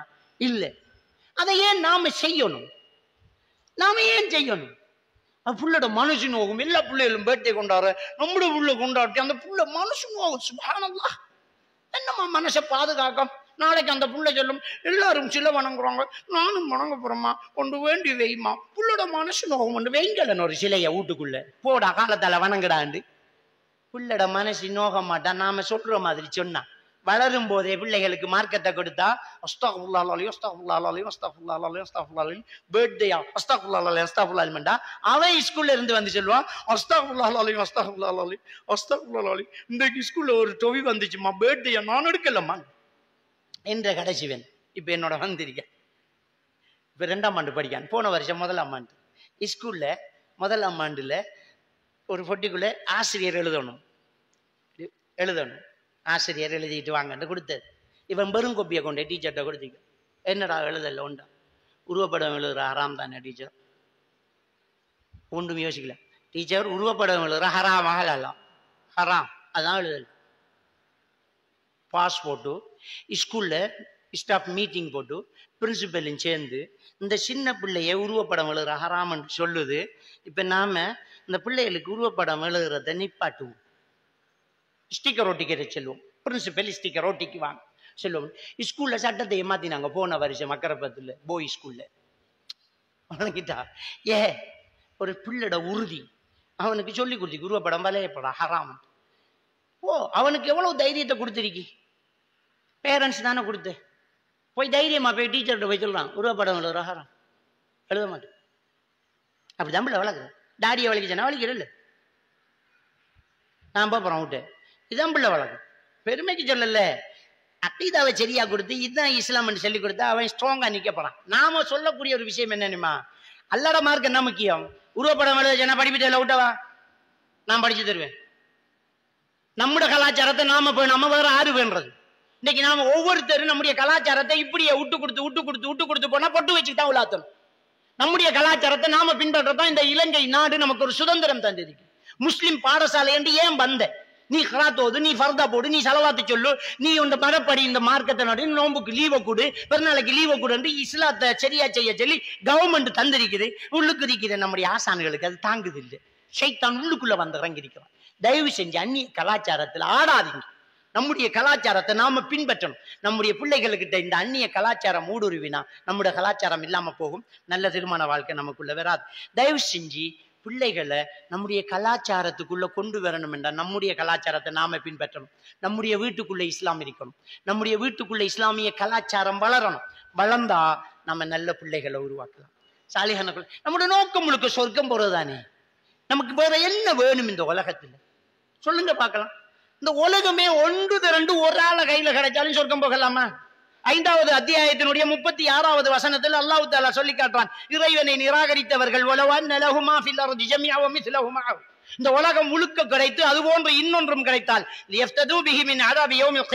கியாமத் நாளின் வேதனையிலிருந்து தப்பிக்க அதை பகரமாக கொடுத்தாலும் அது ஏற்றுக்கொள்ளப்படாது. உலகமே ஒட்டுமொத்தமா ஒரு ஆள் கையில இருந்து அது போல இன்னொன்று இருந்தாலும் மறுமையில தப்பிக்க முடியாது. அப்ப என்ன செய்ய இந்த உலகத்தை வச்சுக்கிட்டு எங்கிருந்து தப்பிக்கிறது? தப்பணும்னா ஈமான் சரியா இருக்கணும். ஈமான் ஒன்றுதான் அல்லாஹ்வுடைய மிகப்பெரிய உயர்ந்த அருள். அந்த அருள் நமக்கு கிடைச்சிட்ட தூக்கி எறிஞ்சிடக்கூடாது. அல்லாஹ்வா பார்த்து நம்மளை முஸ்லீமா பிறக்க வச்சு கலிமாவை தண்டிக்கிறான். அந்த கலிமாவை அற்பத்துக்காக, தொழிலுக்காக, தங்கத்துக்காக, வைரத்துக்காக, கலாச்சாரத்துக்காக, லிப்டிக்குக்காக, புருவத்தை வலிக்கிறதுக்காக விட்டுறக்கூடாது. இந்த கலாச்சாரம் தேவையில்லை, இப்படித்தான் நம்ம வாழ்வேன். ஸ்ட்ராங்கா தான் இருக்கணும். அந்த விஷயத்துல நழுவல் போங்கு அங்க இருக்கக்கூடாது. மார்க்க விஷயத்துல ஸ்ட்ரிக்டா தான் இருக்கணும். இதான் நம்முடைய கலாச்சாரம். அப்ப அந்நிய கலாச்சாரங்கள் வந்திருக்கும். அப்ப இது எல்லாத்துக்கும் கண்டிப்பா என்ன தேவை? இன்றைய காலகட்டத்துல நம்முடைய வருங்கால சந்ததிகளுக்கு திருமணத்துக்கு பின்னரான வாழ்க்கைக்கு தேவையான கல்வி கட்டாயம் தேவை. அதான் இந்த நிகழ்ச்சியே. திருமணத்துக்கு பின்னால இருக்கக்கூடிய வாழ்க்கைக்கு தகுதியானவர்களாக நம்முடைய ஒவ்வொரு பிள்ளைகளையும் நம்ம, ஏன்னா அது ரொம்ப பெரிய முக்கியம் கல்யாணம்ங்கிறது. அந்த கல்யாணம் ஒரு தடவை தான் வாழ்ந்தா அவரோட தான் நிம்மதியா வாழணும். இப்ப இந்த தலாக்கு ஹுலா, பொம்பளை தேவைண்டா ஹுலா, ஆம்பளை தேவையில்லைண்டா தலாக்கு, மார்க்கம் தேவையில்லைண்டா அது ஃபசகு. அது உங்களுக்கு தெரியும். ஃபசகண்டா நம்முடைய ஆக்கள் ஹுலாவையும் ஃபசகங்கிற. ஃபசகண்டா என்னன்னு தெரியுமா? அவருக்கும் பாலத்தான் விருப்பம், அவருக்கும் பாலத்தான் விருப்பம். மார்க்கத்துக்கு அவங்க 2 பேரும் வாழ்றது விருப்பம் இல்லை. கல்யாணம் முடிச்சதுக்கு பிறகுதான் தெரியுது பால் குடி சகோதரர்கள். கல்யாணம் முடிச்சதுக்கு பிறகுதான் தெரியுது நாம கல்யாணம் முடிச்ச முதல் பொண்டாட்டிக்கு இவ சாட்சி முறை இல்லாட்டி பெரிய மட மகள். பிறகுதான் தெரியுது பாப்பா இவளுக்கு இன்னொரு ராத்தா அங்க இருக்கா. அப்ப அதுல பிள்ளையாது தெரிய வந்துச்சு. 2 பேரும் தான் விரும்பி முடிச்சு. புள்ள வார பிறந்திருக்கும். ஆனா மார்க்கம் பிரிச்சுடும். அதுதான் ஃபசகு. ஹுலாங்கிறது பொம்புல தேவல் என்று வருது. தலாக்குங்கிறது ஆம்புல தேவல் என்று வருது. இந்த விஷயம் எப்பவாலும் நடக்கிறது. நாம எல்லாம் சரியா பார்த்து கல்யாணம் முடிச்சும் பிரச்சனை வந்தா வெட்டி விடுறதுதான் அது. வழங்கிட்டா சில சொல்ற கல்யாணம்ங்கிறது வந்தா முடியாது, அது சாணையோட வந்தது சந்த கொடை போனாலும், கல்லானவன் கணவன் புல்லானாலும் புருஷன், அது அப்படித்தான், அதை விடக்கூடாது. இது எங்க இருந்து வந்த? நம்முடைய மார்க்கத்துல இருந்து வந்ததா? ஒரு சிலர் சொல்லுவாங்க அது தலாக்கு என்றால் அல்லாஹ்வோட அரிசி நடுங்குதான், அந்த அதிசய லைஃப். அப்படி இல்லை. தேவைப்பட்ட தலாக் சொல்ல தம்மேனும். கல்யாணம்ங்கிறது விமான பயணம் மாதிரி. விரும்பினாலும் இடையில இறங்கலாம்பாங்க. நான் சொல்றேன் இல்ல, இறங்கலாம். அங்க சீட்டு இருக்குல்ல, ஒரு பரிசுட்டு இருக்கு, பாஞ்சுக்கிட்டு போ, பிளைட் பறக்கட்டு, நீ பாய். அப்ப கல்யாணத்துல பிரச்சனை வருது. கல்யாணம் முடிச்சதுக்கு போறது தெரியுது இது அத்வைத கொள்கையில இருக்கான், அகீதா சரியில்லை, ஆளு சரியில்லை, வேற பிரச்சனை. சிலதறிக்கு விட வேண்டியது. ட்ரக்ஸ் பாவிச்சா விடணும். அதை திருத்திக்கிட்டு வாழ்ந்துக்கிட்டு உங்களோட காலம் போய் நிறைய முழுந்து. ட்ரக்ஸ் பாவிச்சா ஒத்த கதை, விட்டுடுங்க. 2வது ஜினா செஞ்சா விட்டுறணும். அது 24வது அத்தியாயத்தின் 3வது வசனம். விட்டுடணும், அது தேவையில்லை.